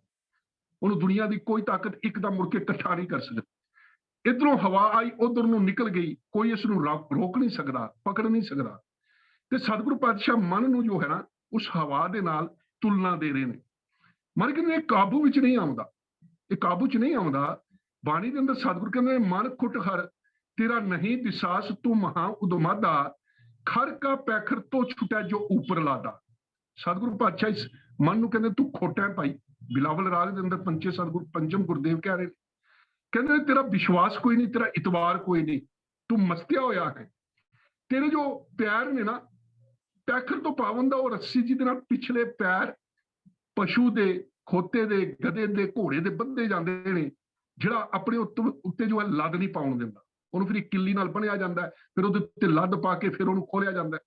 ਤੇ ਸਤਿਗੁਰੂ ਕਹਿੰਦੇ ਭਾਈ ਇਹ ਮਨ ਦੀ ਅਵਸਥਾ ਵੀ ਇਹੋ ਹੈ, ਇਹ ਜੋ ਹੈ ਵਿਸ਼ਵਾਸ ਕਰਨ ਦੇ, ਇਤਬਾਰ ਕਰਨ ਦੇ ਕਾਬਿਲ ਨਹੀਂ। ਇਹ ਖੋਟਾ ਹੈ, ਕਦੀ ਇੱਧਰ ਦੌੜਦਾ, ਕਦੀ ਉੱਧਰ ਦੌੜਦਾ, ਇੱਕ ਥਾਂ ਦੇ ਉੱਤੇ ਟਿਕਦਾ ਨਹੀਂ, ਬਹਿੰਦਾ ਨਹੀਂ, ਮਸਤਿਆ ਹੋਇਆ। ਤੇ ਸਤਿਗੁਰੂ ਪਾਤਸ਼ਾਹ ਦੀ ਬਾਣੀ ਦੇ ਅੰਦਰ ਕਬੀਰ ਜੀ ਕਹਿੰਦੇ ਨੇ ਪੰਛੀ ਦੀ ਨਿਆਈ ਵੀ ਹੈ। ਕਬੀਰ ਮਨ ਪੰਖੀ ਤੇ ਉਹ ਉੱਡ ਉੱਡ ਦਹਿ ਦਿਸ ਜਾਏ, ਜੋ ਜੈਸੀ ਸੰਗਤ ਮਿਲੇ ਸੋ ਤੈਸੋ ਫਲ ਖਾਏ। ਕਹਿੰਦੇ ਨੇ ਭਾਈ ਪੰਛੀ ਦੀ ਨਿਆਈ ਹੈ, ਉੱਡਦਾ ਹੈ, 10 ਦਿਸ਼ਾਵਾਂ ਵੱਲ ਜਾ ਰਿਹਾ ਹੈ, ਤੇ ਕਹਿੰਦੇ ਫਿਰ ਜੋ ਜਿੱਥੇ ਜਾ ਕੇ ਬੈਠਦਾ ਹੈ, ਜਿਸ ਤਰ੍ਹਾਂ ਦੀ ਇਹਨੂੰ ਸੰਗਤ ਲੱਭਦੀ ਹੈ, ਉਸੇ ਤਰੀਕੇ ਦੇ ਜੋ ਫਲ ਨੇ ਇਹ ਖਾ ਰਿਹਾ। ਭਾਈ ਜਿਸ ਤਰੀਕੇ ਦੀ ਸੰਗਤ ਹੋਵੇਗੀ ਉਸ ਤਰੀਕੇ ਦਾ ਇਹਦਾ ਸੁਭਾਅ ਬਣ ਜਾਵੇਗਾ, ਟਿਕਦਾ ਨਹੀਂ ਇੱਕ ਥਾਂ ਦੇ ਉੱਤੇ। ਤੇ ਸਤਿਗੁਰੂ ਪਾਤਸ਼ਾਹ ਬਾਣੀ ਦੇ ਅੰਦਰ ਬਖਸ਼ਿਸ਼ ਕਰਦੇ ਨੇ ਭਾਈ ਮਨੁੱਖ, ਮੰਮਾ ਮਨ ਸਿਉ ਕਾਜ ਹੈ, ਮਨ ਸਾਦੇ ਸਿੱਧ ਹੋਏ, ਕਿ ਹਰ ਇੱਕ ਜੀਵ ਦਾ ਜਗਤ ਵਿੱਚ ਆਉਣ ਦਾ ਅਸਲੀ ਕੰਮ ਜੋ ਹੈ ਉਹ ਮਨ ਦੇ ਨਾਲ ਹੈ। ਤੇ ਸਤਿਗੁਰੂ ਕਹਿੰਦੇ ਨੇ ਉਹ ਕੰਮ ਇਹ ਹੈ ਕਿ ਜੀਵ ਆਪਣੇ ਮਨ ਨੂੰ ਕਾਬੂ ਵਿੱਚ ਰੱਖੇ, ਮਨ ਨੂੰ ਵਸ ਕੀਤਿਆਂ ਹੀ ਜੀਵ ਜੋ ਹੈ ਉਹ ਅਸਲ ਮਨੋਰਥ ਜੋ ਹੈ ਉਹਨੂੰ ਪ੍ਰਾਪਤ ਕਰ ਸਕਦਾ ਹੈ। ਮਨ ਦੇ ਕਾਰਨ ਹੀ ਜੇ ਕਿਤੇ ਮਨ ਟਿਕਾ 'ਚ ਆ ਗਿਆ, ਮਨ ਕਾਬੂ 'ਚ ਆ ਗਿਆ, ਤੇ ਜੋ ਜੀਵਨ ਦਾ ਮਨੋਰਥ ਹੈ ਪ੍ਰਭੂ ਪਰਮਾਤਮਾ ਦੇ ਨਾਲ ਮਿਲਾਪ, ਉਹ ਜੀਵ ਜੋ ਹੈ ਉਸ ਪ੍ਰਭੂ ਪਰਮਾਤਮਾ ਨਾਲ ਮਿਲਾਪ ਕਰ ਸਕਦਾ ਹੈ। ਹੁਣ ਸਤਿਗੁਰੂ ਪਾਤਸ਼ਾਹ ਦੇ ਬਾਣੀ ਨੂੰ ਜਦੋਂ ਅਸੀਂ ਪੜ੍ਹਦੇ ਹਾਂ, ਇਸ ਮਨ ਨੂੰ ਵੱਖ-ਵੱਖ ਤਰੀਕੇ ਦੇ ਨਾਲ ਸੰਬੋਧਨ ਕਰਦੇ ਨੇ, ਤੇ ਇੱਕ ਗੱਲ ਜ਼ਰੂਰ ਸਤਿਗੁਰੂ ਬਖਸ਼ਿਸ਼ ਕਰਦੇ ਨੇ, ਭਈ ਕਾਬੂ 'ਚ ਨਹੀਂ ਆਉਂਦਾ। ਹੈ ਥੋੜਾ ਜਿਹਾ ਮੁਸ਼ਕਲ ਹੈ ਇਹਨੂੰ ਕਾਬੂ 'ਚ ਕਰਨਾ, ਪਰ ਕਹਿੰਦੇ ਕਾਬੂ ਹੋ ਜਾਂਦਾ। ਜਿਹੜੀ ਗੱਲ ਭਗਤ ਜੀ ਨੇ ਕਹੀ ਕਿ ਭਈ ਇਹ ਫਿਰ ਕਾਬੂ ਚ ਆਉਂਦਾ ਕਿਵੇਂ ਹੈ, ਕਿਵੇਂ ਕਾਬੂ ਚ ਆ ਗਿਆ? ਤੇ ਫਿਰ ਇਹ ਹਵਾ ਰੂਪੀ ਮਨ ਜੋ ਸੀ, ਇਸ ਨੂੰ ਸੁਖ ਲੱਭਾ ਕਿਵੇਂ? ਇਹ ਕੁਝ ਪ੍ਰਾਪਤ ਕਰਨ ਦੇ ਯੋਗ ਗਿਣਤੀ ਵਿੱਚ ਆਇਆ ਕਿਵੇਂ? ਗੁਰਮਤ ਨੇ ਮਨ ਦੇ ਜਿਹੜੇ ਨੇ ਨਾ ਵੱਖ-ਵੱਖ ਪੱਖ ਪੇਸ਼ ਕੀਤੇ ਹਨ ਕਿ ਕਿਤੇ ਨਿਰਮਲ ਵੀ ਹੈ, ਜੁੜਿਆ ਹੋਇਆ ਵੀ ਹੈ, ਮਲੀਨ ਵੀ ਹੈ, ਮਲੀਨਤਾ ਚ ਵੀ ਹੈ, ਖਿੰਡਿਆ ਹੋਇਆ ਵੀ ਹੈ, ਕਿਸੇ ਇੱਕ ਥਾਂ ਦੇ ਉੱਤੇ ਟਿਕਿਆ ਹੋਇਆ ਵੀ ਹੈ। ਇਹਦਾ ਸੁਭਾਅ ਜੋ ਹੈ ਨਾ, ਇਹ ਬੜਾ ਵੱਖਰਾ ਜਿਹਾ ਸੁਭਾਅ ਹੈ। ਕਦੀ ਇਹ ਧਰਮੀ ਹੋ ਜਾਂਦਾ, ਕਦੀ ਅਧਰਮੀ ਹੋ ਜਾਂਦਾ, ਕਦੀ ਚੰਗਾ ਹੋ ਜਾਂਦਾ, ਕਦੀ ਮਾੜਾ ਹੋ ਜਾਂਦਾ, ਕਦੀ ਪਾਪੀ ਹੋ ਜਾਂਦਾ, ਕਦੀ ਪੁੰਨੀ ਹੋ ਜਾਂਦਾ। ਕਹਿੰਦੇ ਭਈ ਇਹ ਚੱਲਦਾ ਹੀ ਰਿਹਾ, ਚੱਲਦਾ ਹੀ ਹੈ। ਫਿਰ ਸਤਿਗੁਰੂ ਪਾਤਸ਼ਾਹ ਕਹਿੰਦੇ ਨੇ ਭਈ ਇਹ ਜੋ ਮਨ ਹੈ, ਇਸ ਨੂੰ ਕਾਬੂ ਕਰਨ ਦੇ ਵਾਸਤੇ ਕਰਨਾ ਕੀ ਹੈ? ਤੇ ਗੁਰਮਤਿ ਕਹਿੰਦੀ ਹੈ ਭਈ ਮਨ ਜੋ ਹੈ ਨਾ ਬੀਜ ਹੈ, ਤੇ ਇਸ ਬੀਜ ਦੇ ਵਿੱਚੋਂ ਜੋ ਉਪਜਣ ਵਾਲਾ ਦਰਖਤ ਹੈ, ਜੋ ਫਲ ਨੇ, ਉਹ ਕੁਝ ਵੀ ਹੋ ਸਕਦੇ ਨੇ। ਇਹਨੂੰ ਜਿਸ ਪਾਸੇ ਜੋੜਿਆ ਜਾਵੇਗਾ ਉਸੇ ਤਰੀਕੇ ਦਾ ਫਲ ਦੇ ਦੇਵੇਗਾ। ਇਹਦੇ ਵਿੱਚੋਂ ਭਗਵਾਨ, ਇਹਦੇ ਵਿੱਚੋਂ ਸ਼ੈਤਾਨ, ਇਹਦੇ ਵਿੱਚੋਂ ਸੰਤੋਖ, ਇਹਦੇ ਵਿੱਚੋਂ ਲੋਭ। ਇਹ ਕਦੀ ਸੰਤੋਖੀ ਹੋ ਜਾਂਦਾ, ਕਦੀ ਲੋਭੀ ਹੋ ਜਾਂਦਾ। ਜੇ ਕਦੇ ਪਰਮਾਤਮਾ ਵਾਲੇ ਪਾਸੇ ਜੋੜ ਲਈਏ ਤੇ ਨਿਰੰਕਾਰੀ ਹੋ ਜਾਂਦਾ, ਜੇ ਕਦੇ ਦੁਨਿਆਵੀ ਪਦਾਰਥਾਂ ਵਾਲੇ ਪਾਸੇ ਆ ਜਾਵੇ ਤੇ ਸੰਸਾਰੀ ਹੋ ਜਾਂਦਾ। ਸਤਿਗੁਰੂ ਨੇ ਕਦੀ ਇਹ ਸੋਗ ਵਿੱਚ ਆ ਜਾਂਦਾ, ਕਦੀ ਚਿੰਤਾ 'ਚ ਆ ਜਾਂਦਾ, ਕਦੀ ਆਨੰਦ ਵਿੱਚ ਆ ਜਾਂਦਾ, ਕਦੀ ਜੋ ਹੈ ਇਹਦੇ ਵਿੱਚ ਵਿਗਾਸ, ਖੁਸ਼ੀ ਤੇ ਖੇੜਾ ਆ ਜਾਂਦਾ। ਫਿਰ ਸਤਿਗੁਰੂ ਕਹਿੰਦੇ ਕਦੀ ਦਇਆ ਹੋ ਜਾਂਦੀ ਹੈ, ਇਹਦੇ ਵਿੱਚ ਦਇਆ ਆ ਜਾਂਦੀ ਹੈ, ਦਇਆਵਾਨ ਹੋ ਜਾਂਦਾ, ਕਦੀ ਕਠੋਰ ਹੋ ਜਾਂਦਾ। ਦੇਖਦੇ ਅਸੀਂ ਜਾਨਵਰ ਸੜਕਾਂ ਦੇ ਕੰਢਿਆਂ ਦੇ ਉੱਤੇ ਬੈਠੇ ਹੋਏ ਨੇ ਜੰਗਲਾਂ 'ਚ, ਬੰਦਾ ਦਇਆਵਾਨ ਹੋ ਗਿਆ, ਹੱਥ ਦੇ ਵਿੱਚ ਬ੍ਰੈਡਸ ਲੈ ਕੇ ਆ ਰਿਹਾ, ਉਹਨਾਂ ਨੂੰ ਖਵਾਈ ਜਾ ਰਿਹਾ। ਉਹਨਾਂ ਵਿਚਾਰਿਆਂ ਨੂੰ ਜੋ ਕੁਦਰਤ ਦੇ ਨਿਯਮ ਦੇ ਅਨੁਸਾਰ ਉਹਨਾਂ ਨੇ ਜਿਉਣਾ ਸੀ, ਜੋ ਖੁੱਲੇ এনवायरमेंट ਵਿੱਚ ਉਹਨਾਂ ਨੇ ਲੱਭਣਾ ਸੀ, ਆਪਣੀ ਜੋ ਰੋਜੀ ਰੋਟੀ ਦੇਖਣੀ ਸੀ, ਕੀ ਹੈ ਕੀ ਖਾਣਾ ਸੀ, ਉਹਦੇ ਉੱਤੋਂ ਬੇਕਾਰ ਕਰਕੇ ਬਿਠਾ ਦਿੱਤਾ। ਦਇਆ ਲੈ ਕੇ ਆ ਗਏ, ਦਿਆਲੂ ਹੋ ਗਿਆ ਭਈ ਮੈਂ ਜਾਨਵਰਾਂ ਨੂੰ ਖਵਾਵਾਂਗਾ। ਬੰਦੇ ਭਾਵੇਂ ਭੁੱਖੇ ਮਾਰ ਦੇਵੇ, ਘਰ ਦੇ ਵਿੱਚ ਮਜ਼ਦੂਰ ਲਾਇਆ, ਭਾਵੇਂ ਉਹਨੂੰ ਰੋਟੀ ਨਾ ਪੁੱਛੇ, ਮਜ਼ਦੂਰ ਦੀ ਪੂਰੀ ਮਜ਼ਦੂਰੀ ਨਾ ਦੇਵੇ, ਕਿਸੇ ਬੰਦੇ ਨੂੰ ਜੋ ਹੈ ਲੰਗਰ ਨਾ ਛਕਾਵੇ, ਰੋਟੀ ਨਾ ਖਵਾਵੇ ਭੁੱਖੇ ਨੂੰ, ਤੇ ਦੂਜੇ ਪਾਸੇ ਉਹ ਜਾਨਵਰਾਂ ਨੂੰ ਖਵਾਈ ਜਾ ਰਿਹਾ। ਸਤਿਗੁਰੂ ਨੇ ਕਦੇ ਦਇਆ ਵਿੱਚ ਆ ਜਾਂਦਾ, ਕਦੀ ਕਠੋਰਤਾ 'ਚ ਆ ਜਾਂਦਾ, ਕਦੀ ਜੋ ਹੈ ਨਿਮਰਤਾ 'ਚ ਆ ਜਾਂਦਾ, ਕਦੀ ਹੰਕਾਰੀ ਹੋ ਜਾਂਦਾ, ਤੇ ਕਦੀ ਨਿਮਰਤਾ 'ਚ ਇੰਨੀ ਨਿਮਰਤਾ 'ਚ ਆ ਜਾਂਦਾ, ਖੜੋ ਕੇ ਕਹਿੰਦਾ ਮੈਂ ਪੰਥ ਦਾ ਦਾਸ ਹਾਂ, ਮੈਂ ਜੋ ਹੈ ਸੰਗਤ ਦਾ ਸੇਵਕ ਹਾਂ। ਭਾਵੇਂ ਹੱਥ ਦੇ ਵਿੱਚ ਕਦੀ ਝਾੜੂ ਨਾ ਫੜਿਆ ਹੋਵੇ, ਭਾਵੇਂ ਕਦੀ ਹੰਕਾਰੀ ਨਾ ਹੋਵੇ, ਭਈ ਮੈਂ ਸੇਵਾ ਕਰਾਂ, ਮੈਂ ਗਲਾਸ ਸਾਫ਼ ਕਰਾਂ, ਮੈਂ ਜੁੱਤੇ ਬਰਤਨ ਮਾਂਜਾਂ, ਮੈਂ ਦਰੀਆਂ ਛੰਡਾ, ਮੈਂ ਸਫਾਈ ਕਰਾਂ, ਕਿਉਂ ਮੈਂ ਤੇ ਅਹੁਦੇਦਾਰ ਹਾਂ। ਹੁਣ ਸਤਿਗੁਰੂ ਕਹਿੰਦੇ ਭਈ ਇਹ ਮਨ ਦੇ ਸੁਭਾਅ ਨੇ, ਕਦੀ ਭਜਨ ਵਿੱਚ ਹੈ ਤੇ ਕਦੀ ਭੋਜਨ ਸਵਾਦਾਂ ਵਿੱਚ ਮਸਤ ਹੋ ਜਾਂਦਾ ਹੈ, ਕਦੀ ਰਾਮ ਵਾਲੇ ਪਾਸੇ, ਪਰਮਾਤਮਾ ਵਾਲੇ ਪਾਸੇ ਚੱਲ ਪੈਂਦਾ, ਕਦੀ ਕਾਮ ਵਾਲੇ ਪਾਸੇ ਜੋ ਹੈ ਇਹਦੀ ਬਿਰਤੀ ਉਸ ਪਾਸੇ ਦੌੜ ਪੈਂਦਾ, ਕਦੀ ਪ੍ਰੇਮ ਵਿੱਚ ਹੈ, ਕਦੀ ਮੋਹ 'ਚ ਹੈ। ਤੇ ਸਤਿਗੁਰੂ ਕਹਿੰਦੇ ਭਈ ਇਹਦੇ ਵੱਖ-ਵੱਖ ਸੁਭਾਅ ਨੇ, ਇਹਦੇ ਬੀਜ ਹੈ, ਇਹਦੇ ਵਿੱਚੋਂ ਕਿਸ ਤਰ੍ਹਾਂ ਦਾ ਜੋ ਰੁੱਖ ਉਪਜੇਗਾ, ਉਹ ਜਿਉਂ ਇਹਦਾ ਸੁਭਾਅ ਬਣਦਾ ਜਾਵੇਗਾ, ਉਸੇ ਤਰ੍ਹਾਂ ਦਾ ਜੋ ਹੈ ਇਹਦਾ ਜੋ ਹੈ ਸਤਿਗੁਰੂ ਕਹਿੰਦੇ ਨੇ ਸੁਭਾਅ ਦੇ ਅਨੁਸਾਰ ਜੋ ਫਲ ਬਣਦਾ। ਟਿਕਦਾ ਨਹੀਂ, ਕਦੀ ਸੰਤੋਖੀ ਹੈ, ਕਦੀ ਲੋਭੀ ਹੈ, ਕਦੀ ਕਾਮੀ ਹੈ, ਕਦੀ ਧਰਮੀ ਹੈ, ਕਦੀ ਅਧਰਮੀ ਹੈ। ਫਿਰ ਸਤਿਗੁਰੂ ਪਾਤਸ਼ਾਹ ਬਾਣੀ ਦੇ ਅੰਦਰ ਸਪਸ਼ਟ ਕਰਦੇ ਨੇ ਨੌਵੇਂ ਸਤਿਗੁਰੂ ਕਿ ਭਾਈ ਮਨੁੱਖ ਜੀਵਨ ਦੇ ਵਿੱਚ ਇਹ ਕਾਬੂ 'ਚ ਆਉਂਦਾ ਨਹੀਂ। ਇਸੇ ਕਰਕੇ ਸਤਿਗੁਰੂ ਗੱਲ ਆਪਣੇ ਉੱਤੇ ਟੁਕਾ ਕੇ ਕਰਦੇ ਨੇ, ਮਾਹੀ ਮਨ ਮੇਰੋ ਬਸ ਨਾਏ,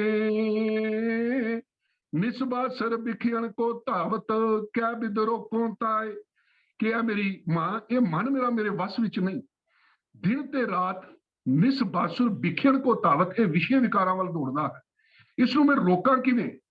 ਤੇ ਗੁਰਬਾਣੀ ਕਹਿੰਦੀ ਹੈ ਇੱਕ ਛੋਟੇ ਜਿਹੇ ਬੱਚੇ ਦੀ ਨਿਆਈ ਹੈ, ਜਿਹੜਾ ਬੱਚਾ ਟਿਕ ਕੇ ਨਹੀਂ ਬੈਠਦਾ, ਕਦੀ ਇੱਧਰ ਦੌੜ ਰਿਹਾ, ਕਦੀ ਉੱਧਰ ਦੌੜ ਰਿਹਾ ਹੈ। ਇਹ ਉਸ ਹਵਾ ਦੀ ਤਰ੍ਹਾਂ, ਉਸ ਛੋਟੇ ਬੱਚੇ ਦੀ ਤਰ੍ਹਾਂ ਹੈ। ਕਾਇਆ ਨਗਰ ਇੱਕ ਬਾਲਕ ਵਸਿਆ, ਖਿਨ ਪਲ ਥਿਰ ਨਾ ਰਹਾਈ, ਅਨਕੁਪਾਵ ਜਤਨ ਕਰ ਥਾਕੇ, ਬਾਰੰਗ ਬਾਰ ਭਰਮਾਈ। ਸਤਿਗੁਰੂ ਕਹਿੰਦੇ ਭਾਈ ਜਿਵੇਂ ਇਸ ਸਰੀਰ ਦੇ ਅੰਦਰ ਅਣਜਾਣ ਬਾਲਕ ਜੋ ਮਨ ਹੈ ਨਾ, ਇਹ ਬੈਠਾ ਹੋਇਆ, ਤੇ ਸਤਿਗੁਰੂ ਕਹਿੰਦੇ ਭਾਈ ਇੱਕ ਖਿਨ ਪਲ ਵੀ ਇਹ ਅਡੋਲ, ਥਿਰ ਤੋਂ ਭਾਵ ਅਡੋਲ ਬਣ ਕੇ ਰਹਿੰਦਾ ਨਹੀਂ, ਟਿਕਦਾ ਨਹੀਂ, ਦੌੜ ਰਿਹਾ ਹੈ। ਸਰੀਰ ਕਿਤੇ ਬੈਠਾ ਹੈ, ਸੁਰਤੀ ਕਿਤੇ ਦੌੜ ਰਹੀ ਹੈ, ਮਨ ਕਿਤੇ ਜੋ ਹੈ ਦੌੜਾਂ ਵਿੱਚ ਲਗਾ ਹੈ। ਤੇ ਸਤਿਗੁਰੂ ਕਹਿੰਦੇ ਬੜੇ ਯਤਨ ਕਰਦੇ ਨੇ, ਲੋਕਾਂ ਨੇ ਬੜੇ ਹੀਲੇ ਕੀਤੇ, ਥੱਕ ਗਏ ਨੇ, ਲੇਕਿਨ ਇਹ ਜੋ ਹੈ ਮੁੜ-ਮੁੜ ਭਟਕਦਾ ਹੈ, ਮੁੜ-ਮੁੜ ਫਿਰਦਾ ਹੈ, ਕਾਬੂ ਵਿੱਚ ਨਹੀਂ ਆ ਰਿਹਾ। ਤੇ ਸਤਿਗੁਰੂ ਪਾਤਸ਼ਾਹ ਬਾਣੀ ਦੇ ਅੰਦਰ ਸਮਝਾਉਂਦੇ ਨੇ ਭਾਈ ਇਹਨੂੰ ਕਾਬੂ ਜੇ ਕਿਤੇ ਕਰਨਾ ਤੇ ਇੱਕ ਗੱਲ ਚੇਤੇ ਰੱਖੀਏ, ਇਹ ਸਰੀਰ ਰੂਪੀ ਭਾਵ ਸਮਝੋ ਕਿ ਜੰਗਲ ਦੇ ਅੰਦਰ ਇਹ ਹਾਥੀ ਆ, ਮਸਤਿਆ ਹਾਥੀ। ਬਖਸ਼ਿਸ਼ ਕਰਦੇ ਨੇ ਸਤਿਗੁਰੂ, ਮਨ ਕੁੰਚਰ ਕਾਇਆ ਉਦਿਆਨ ਹੈ, ਕਿ ਭਈ ਇਹ ਸਾਡੇ ਸਰੀਰ ਜੰਗਲ ਦੇ ਵਿੱਚ, ਮਨ ਜੋ ਹੈ ਹਾਥੀ ਹੈ।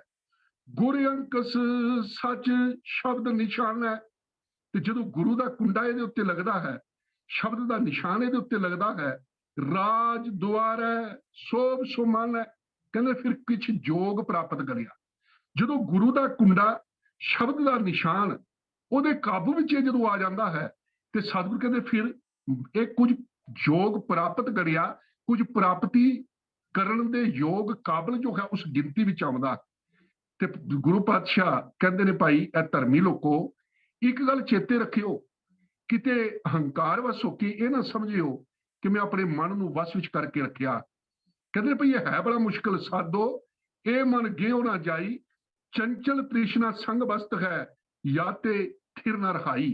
ਕਿ ਭਾਈ ਇਹ ਸਾਧ ਜਨੋ, ਇਹ ਮਨ ਜੋ ਹੈ ਇਹ ਪਕੜ ਵਿੱਚ ਨਹੀਂ ਆਉਂਦਾ, ਇਹਦੇ ਨਾਲ ਚੰਚਲ ਜੋ ਤ੍ਰਿਸ਼ਨਾ ਹੈ ਉਹ ਵਸ ਰਹੀ ਹੈ, ਜਿਹਦੇ ਕਾਰਨ ਇਹ ਪਕੜ ਵਿੱਚ ਨਹੀਂ ਆਉਂਦਾ, ਇਹ ਰੁਕ ਨਹੀਂ ਰਿਹਾ, ਇਹਨੂੰ ਜੋ ਹੈ ਕਾਬੂ ਚ ਨਹੀਂ ਕੀਤਾ ਜਾ ਰਿਹਾ। ਤੇ ਸਤਿਗੁਰੂ ਪਾਤਸ਼ਾਹ ਕਹਿੰਦੇ ਜਿਹੜਾ ਮਨ ਹੈ ਨਾ, ਇਹਦਾ ਸੁਭਾਅ ਬਦਲਦਾ ਹੀ ਰਹਿੰਦਾ ਹੈ, ਹਰ ਵੇਲੇ ਜੋ ਹੈ ਬਦਲਦਾ ਹੈ, ਇੱਕ ਥਾਂ ਦੇ ਉੱਤੇ ਟਿਕਦਾ ਨਹੀਂ। ਤੇ ਮਨ ਟਿਕਦਾ ਜੋ ਹੈ ਉਹ ਕੇਵਲ ਤੇ ਕੇਵਲ ਗੁਰੂ ਸ਼ਬਦ ਦੇ ਨਾਲ ਹੈ। ਮਨ ਮੇਰੇ ਸਤਿਗੁਰ ਕਹਿ ਭਾਣਾ ਚੱਲ, ਸਤਿਗੁਰ ਕਹਿੰਦੇ ਨੇ ਭਾਈ ਮਨ ਨੂੰ ਸੰਬੋਧਨ ਕਰਕੇ ਐ ਮੇਰੇ ਮਨ ਸਤਿਗੁਰੂ ਦੇ ਭਾਣੇ ਵਿੱਚ ਚੱਲ, ਸਤਿਗੁਰੂ ਦੀ ਹੁਕਮ ਰਜ਼ਾ ਦੇ ਅੰਦਰ ਚੱਲ। ਨਿਜ ਕਰ ਵਸੈ ਅੰਮ੍ਰਿਤ ਪੀਵੇਂ, ਤਾਂ ਸੁਖ ਲਹੈ ਮਹਲ। ਜਿਹੜਾ ਭਟਕ ਰਿਹਾ ਹੈ, ਜਿਹੜਾ ਕਦੀ ਇੱਧਰ ਦੌੜਦਾ ਹੈ ਕਦੀ ਉੱਧਰ ਦੌੜਦਾ ਹੈ, ਜਿਹਦੇ ਵਿੱਚ ਕਦੀ ਕਿਸੇ ਪਾਸਿਓਂ ਵਿਸ਼ੇ ਵਿਕਾਰ ਅੰਦਰ ਵੜ ਜਾਂਦੇ ਨੇ, ਕਦੀ ਕਿਸੇ ਪਾਸਿਓਂ ਵੜ ਜਾਂਦੇ ਨੇ, ਸਤਿਗੁਰੂ ਕਹਿੰਦੇ ਨੇ ਭਾਈ ਜਦੋਂ ਨਿਜ ਘਰ ਦੇ ਵਿੱਚ ਵਸਦਾ ਹੈ, ਅੰਮ੍ਰਿਤ ਪੀਂਦਾ ਹੈ, ਉਸ ਪ੍ਰਭੂ ਪ੍ਰਮਾਤਮਾ ਦੀ ਬੰਦਗੀ ਕਰਦਾ ਹੈ, ਤੇ ਫਿਰ ਟਿਕ ਜਾਂਦਾ ਹੈ। ਜਦੋਂ ਸਤਿਗੁਰੂ ਦੇ ਭਾਣੇ ਦੇ ਅੰਦਰ ਚੱਲਦਾ ਹੈ ਫਿਰ ਟਿਕਦਾ ਹੈ। ਹੁਣ ਇਹ ਗੱਲ ਤਾਂ ਪੱਕੀ ਹੈ ਕਿ ਮਨ ਕਾਬੂ ਵਿੱਚ ਨਹੀਂ ਆਉਂਦਾ। ਜਿਵੇਂ ਸਤਿਗੁਰੂ ਬਖਸ਼ਿਸ਼ ਕਰਦੇ ਨੇ ਨਾ ਅਗਲੀਆਂ ਪੰਕਤੀਆਂ ਦੇ ਅੰਦਰ, ਗੁਰ ਦਿਖਲਾਈ ਮੋਰੀ, ਜਿਤ ਮਿਰਗ ਪੜਤ ਹੈ ਚੋਰੀ। ਸਤਿਗੁਰੂ ਕਹਿੰਦੇ ਭਾਈ ਗੁਰੂ ਨੇ ਸਾਨੂੰ ਉਹ ਕਮਜ਼ੋਰੀ ਦੱਸੀ ਹੈ। ਗੁਰੂ ਪਾਤਸ਼ਾਹ ਦੀ ਸ਼ਰਨ ਵਿੱਚ ਆਇਆ, ਸਤਿਗੁਰੂ ਦੇ ਸ਼ਬਦ ਦੇ ਰਾਹੀਂ ਇਹ ਕਾਬੂ ਆਉਂਦਾ ਕਿਵੇਂ ਹੈ? ਸਤਿਗੁਰੂ ਕਹਿੰਦੇ ਗੁਰ ਦਿਖਲਾਈ ਮੋਰੀ, ਗੁਰੂ ਜੋ ਹੈ ਮੋਰੀ ਤੋਂ ਪਾਬੰਦ ਹੈ ਕਮਜ਼ੋਰੀ। ਤੇ ਜਿਤ ਮਿਰਗ ਪੜਤ ਹੈ ਚੋਰੀ, ਜਿਸ ਕਮਜ਼ੋਰੀ ਦੇ ਰਾਹੀਂ, ਜਿਤ ਤੋਂ ਭਾਵ ਜਿਸ ਕਮਜ਼ੋਰੀ ਦੇ ਰਾਹੀਂ ਇਹ ਜਿਹੜੇ ਕਾਮਾਦੁਕ ਪਸ਼ੂ ਜਿਹੜੇ ਸਨ, ਇਹ ਜਿਹੜੇ ਵਿਸ਼ੇ ਵਿਕਾਰ ਸਨ, ਚੁੱਪ ਚਪੀਤੇ ਅਡੋਲ ਜੇ ਪਤਾ ਹੀ ਨਹੀਂ ਸਨ ਲੱਗਣ ਦਿੰਦੇ, ਇੰਟਰ ਹੋ ਜਾਂਦੇ ਸਨ, ਅੰਦਰ ਵੜ ਜਾਂਦੇ ਸਨ, ਜਿਹੜੇ ਮਨ ਦੀ ਭਟਕਣਾ ਨੂੰ ਹੋਰ ਤੇਜ਼ ਕਰਦੇ ਸਨ। ਬੰਦਾ ਜੋ ਹੈ ਉਹ ਵਿਕਾਰੀ ਹੋ ਜਾਂਦਾ ਸੀ, ਵਿਸ਼ੇ ਵਿਕਾਰੀ ਵਿਕਾਰ ਜੋ ਨੇ ਉਹ ਪ੍ਰਬਲ ਹੋ ਜਾਂਦੇ ਸਨ। ਸਤਿਗੁਰੂ ਜੀ ਬਖਸ਼ਿਸ਼ ਕਰ ਰਹੇ ਨੇ ਭਗਤ ਜੀ ਬਾਣੀ ਦੇ ਅੰਦਰ ਕਿ ਸਤਿਗੁਰੂ ਨੇ ਮੈਨੂੰ ਉਹ ਕਮਜ਼ੋਰੀ ਦਿਖਾ ਦਿੱਤੀ ਹੈ, ਜਿਸ ਕਰਕੇ ਕਾਮਾਦਿਕ ਜੋ ਪਸ਼ੂ ਜੋ ਨੇ ਨਾ ਅਡੋਲ ਹੀ ਆ ਕੇ ਮੈਨੂੰ ਦਬਾਉਂਦੇ ਸਨ। ਤੇ ਹੁਣ ਜਦੋਂ ਉਹਨਾਂ ਕਮਜ਼ੋਰੀਆਂ ਦਾ ਪਤਾ ਲੱਗ ਗਿਆ, ਫਿਰ ਉਹ ਕਮਜ਼ੋਰੀਆਂ ਦੂਰ ਕੀਤੀਆਂ ਗਈਆਂ। ਬਾਣੀ ਦੇ ਅੰਦਰ ਬੜੇ ਸੁੰਦਰ ਬਚਨਾਂ ਰਾਹੀਂ ਸਤਿਗੁਰੂ ਪਾਤਸ਼ਾਹ ਜੀ ਨੇ ਸਾਨੂੰ ਸਮਝਾਉਣ ਦਾ ਯਤਨ ਕੀਤਾ ਕਿ ਭਾਈ ਇਹ ਜੋ ਮਨ ਹੈ ਨਾ, ਇਹ ਰਾਜਾ ਹੈ, ਇਹ ਬਾਦਸ਼ਾਹ ਬਣ ਕੇ ਇਹ ਸਰੀਰ ਰੂਪੀ ਕਿਲੇ ਦੇ ਅੰਦਰ ਬੈਠਾ ਹੈ, ਅਤੇ ਫਿਰ ਇਹਦਾ ਕਿਲਾ ਬੜਾ ਤਗੜਾ ਹੈ, ਬਹੁਤ ਤਗੜਾ ਕਿਲਾ ਹੈ, ਜਿਹਦੇ ਅੰਦਰ ਇਹ ਬੈਠਾ ਹੈ। ਤੇ ਬੈਠ ਕੇ ਇਸਨੇ ਪੂਰੇ ਸਾਡੇ ਜੀਵਨ ਦੇ ਉੱਤੇ ਕਾਬੂ ਕਰਕੇ ਰੱਖਿਆ, ਕਬਜ਼ਾ ਕਰਕੇ ਰੱਖਿਆ ਹੈ। ਪੰਚਮ ਗੁਰਦੇਵ ਭੈਰੋ ਰਾਗ ਦੇ ਅੰਦਰ ਉਹ ਸਾਰਾ ਨਕਸ਼ਾ ਖਿੱਚ ਰਹੇ ਨੇ, ਜਿਵੇਂ ਕੋਈ ਰਾਜਾ ਹੋਵੇ, ਕਿਸੇ ਕਿਲੇ ਦੇ ਅੰਦਰ ਹੋਵੇ, ਉਹਦੇ ਫੌਜੀ ਹੋਣ, ਉਹਦੇ ਦਰਬਾਨ ਹੋਣ, ਉਹਦੇ ਜੋ ਪਹਿਰੇਦਾਰ ਹੋਣ, ਤੇ ਫਿਰ ਉਹਦੇ ਕੋਲ ਕੀ ਕੀ ਹਥਿਆਰ ਨੇ, ਕਿਵੇਂ ਉਹ ਚੱਲ ਰਿਹਾ ਹੈ ਬੜਾ ਤਾਕਤਵਰ ਹੈ, ਤੇ ਕਾਬੂ ਨਹੀਂ ਆ ਰਿਹਾ, ਉਸ ਕਿਲੇ ਦੇ ਉੱਤੇ ਕਬਜ਼ਾ ਨਹੀਂ ਹੋ ਰਿਹਾ। ਤੇ ਪੰਚਮ ਗੁਰਦੇਵ ਜੋ ਨੇ ਭੈਰੋ ਰਾਗ ਦੇ ਅੰਦਰ ਬਖਸ਼ਿਸ਼ ਕਰਦੇ ਨੇ, ਸਮਝਾਉਂਦੇ ਨੇ, ਕਿਉਂ ਲੀਜੈ ਗੜ ਬੰਕਾ ਭਾਈ, ਦੋਵਰ ਕੋਟ ਅਰ ਤੇਵਰ ਖਾਈ। ਕਹਿੰਦੇ ਨੇ ਇਸ ਸਰੀਰ ਰੂਪੀ ਕਿਲੇ ਨੂੰ ਕਾਬੂ ਕਰਨ ਵਾਸਤੇ, ਜਿਹੜਾ ਕਿ ਬਹੁਤ ਹੀ ਔਖਾ ਹੈ, ਸਤਿਗੁਰੂ ਕਹਿੰਦੇ ਨੇ ਭਾਈ ਇਸ ਦੇ ਦੁਆਲੇ ਦਵੈਤ ਦੀ ਦੋਹਰੀ ਕੰਧ ਹੈ। ਕਿਲੇ ਦੀ ਕੰਧ ਜੋ ਹੈ ਉਹ ਦਵੈਤ ਦੀ ਦੋਹਰੀ ਕੰਧ ਹੈ, ਅਤੇ ਇਸ ਦੇ ਅੰਦਰ ਮਾਇਆ ਦੇ ਜੋ 3 ਗੁਣ ਨੇ ਨਾ, ਇਹਦੀ ਅੱਗੇ ਪਿੱਛੇ ਤੇਰੀ ਖਾਈ ਹੈ।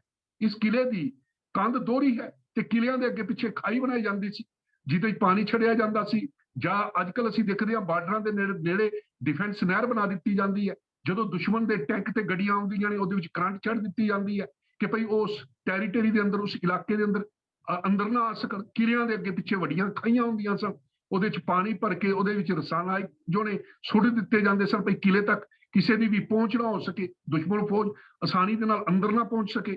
ਤੇ ਸਤਿਗੁਰੂ ਪਾਤਸ਼ਾਹ ਕਹਿੰਦੇ ਭਾਈ ਬਿਲਕੁਲ ਉਸੇ ਤਰੀਕੇ ਦੇ ਨਾਲ ਇਸ ਸਾਡੇ ਕਿਲੇ ਦੇ ਸਰੀਰ ਰੂਪੀ ਜਿਹੜਾ ਕਿਲਾ ਹੈ, ਇਸ ਦੇ ਦੁਆਲੇ ਦਵੈਤ ਦੀ ਦੋਹਰੀ ਕੰਧ ਤੇ 3 ਗੁਣਾਂ ਦੀ ਤੇਰੀ ਖਾਈ ਸੀ। ਇਸ ਦੇ ਵਿੱਚ ਫਿਰ ਕੀ ਸੀ? 5-25 ਮਹਾ ਮੋਤ ਮਤਸਰ ਆਡੀ ਪਰਬਲ ਮਾਇਆ। ਸਤਿਗੁਰੂ ਕਹਿੰਦੇ ਭਾਈ ਫਿਰ ਇਸ ਦੇ ਜਦੋਂ ਇਸ ਨੂੰ ਦੇਖਿਆ ਤੇ ਬਲ ਵਾਲੀ ਮਾਇਆ ਦਾ ਆਸਰਾ ਲੈ ਕੇ 5 ਜੋ ਕਾਮਾਦਿਕ ਜੋ ਸਨ ਕਾਮ ਕ੍ਰੋਧ ਲੋਭ ਮੋਹ ਹੰਕਾਰ, ਤੇ ਪੰਜੀ ਜੋ ਤੱਤ ਸਨ ਮੋਹ ਹੰਕਾਰ ਈਰਖਾ ਦੀ ਫੌਜ ਨੂੰ ਲੜਨ ਲਈ ਤਿਆਰ ਲੈ ਕੇ ਖੜੇ ਸਨ। ਜਨ ਗਰੀਬ ਕੋ ਜੋਰ ਨਾ ਪਹੁੰਚੈ ਕਹਾਂ ਕਰੋ ਰਗੜਾਇਆ। ਤੇ ਭਗਤ ਜੀ ਗੁਰੂ ਪਾਤਸ਼ਾਹ ਕਹਿੰਦੇ ਮੈਨੂੰ ਗਰੀਬ ਦੀ ਕੋਈ ਪੇਸ਼ ਹੀ ਨਹੀਂ ਜਾਂਦੀ, ਦੱਸੋ ਹੁਣ ਮੈਂ ਕੀ ਕਰਾਂ। ਭਾਈ ਖਾਈ ਹੈ, ਦੀਵਾਰ ਬੜੀ ਮੋਟੀ ਹੈ, ਫਿਰ ਉਹਦੇ ਜੋ ਹੈ ਆਸਰਾ ਲੈ ਕੇ ਮਾਇਆ ਜੋ ਹੈ ਉੱਥੇ ਹੈ, ਉਹਦੇ ਪੰਜ ਜੋ ਨੇ ਵਿਸ਼ੇ ਵਿਕਾਰ ਨੇ ਉਹ ਖੜੇ ਨੇ। ਤੇ ਸਤਿਗੁਰੂ ਪਾਤਸ਼ਾਹ ਕਹਿੰਦੇ ਸਾਰੀ ਫੌਜ ਨੂੰ ਲੈ ਕੇ ਜੋ ਮਨ ਜੋ ਹੈ ਉਸ ਕਿਲੇ ਦੇ ਅੰਦਰ ਬੈਠਾ ਹੈ। ਕਾਮ ਕਿਵਾਰੀ ਦੁੱਖ ਸੁਖ ਦਰਵਾਨੀ, ਪਾਪ ਪੁਣ ਦਰਵਾਜਾ। ਕਹਿੰਦੇ ਭਈ ਕਾਮ ਜੋ ਹੈ ਇਹ ਕਿਵਾੜ ਖੋਲਣ ਵਾਲਾ ਹੈ, ਤੇ ਫਿਰ ਦੁੱਖ ਸੁੱਖ ਦੇ ਪਹਿਰੇਦਾਰ ਬਣੇ ਨੇ, ਤੇ ਪਾਪ ਪੁਣ ਦੇ ਦਰਵਾਜ਼ੇ ਨੇ। ਕਾਮ ਇਸ ਕਿਲੇ ਦੇ ਬੂਹੇ ਦਾ ਮਾਲਕ ਬਣ ਗਿਆ, ਦੁੱਖ ਤੇ ਸੁੱਖ ਜੋ ਨੇ ਉਹ ਪਹਿਰੇਦਾਰ ਹੋ ਗਏ, ਪਾਪ ਪੁਣ ਜੋ ਉਹਨਾਂ ਦੇ ਦਰਵਾਜ਼ੇ ਹੋ ਗਏ। ਤੇ ਪਾਛੇ ਕਹਿੰਦੇ ਭਈ ਫਿਰ ਕ੍ਰੋਧ ਪ੍ਰਧਾਨ ਮਹਾਬੜ ਦੁੰਦਰ, ਤੈ ਮਨ ਮਾਵਾਸੀ ਰਾਜਾ। ਕਹਿੰਦੇ ਭਈ ਕ੍ਰੋਧ ਜਿਹੜਾ ਹੈ ਨਾ, ਬੜਾ ਹੀ ਲੜਾਕਾ ਕ੍ਰੋਧ, ਇਹ ਕਿਲੇ ਦਾ ਚੌਧਰੀ ਬਣ ਗਿਆ, ਇਹ ਪ੍ਰਧਾਨ ਬਣ ਗਿਆ। ਤੇ ਸਤਿਗੁਰ ਕਹਿੰਦੇ ਨੇ ਵੱਡਾ ਦੁੰਦਰ ਹੈ, ਬੜਾ ਲੜਾਕਾ ਹੈ, ਤੇ ਮਨ ਮਾਵਾਸੀ ਰਾਜਾ। ਤੇ ਸਤਿਗੁਰ ਕਹਿੰਦੇ ਇਹਦੇ ਵਿੱਚ ਆਕੀ, ਅਜੇ ਕਿਲੇ ਦੇ ਵਿੱਚ ਜੋ ਮਨ ਹੈ ਨਾ, ਇਹ ਰਾਜਾ ਆਕੀ ਹੋ ਕੇ ਬੈਠਾ।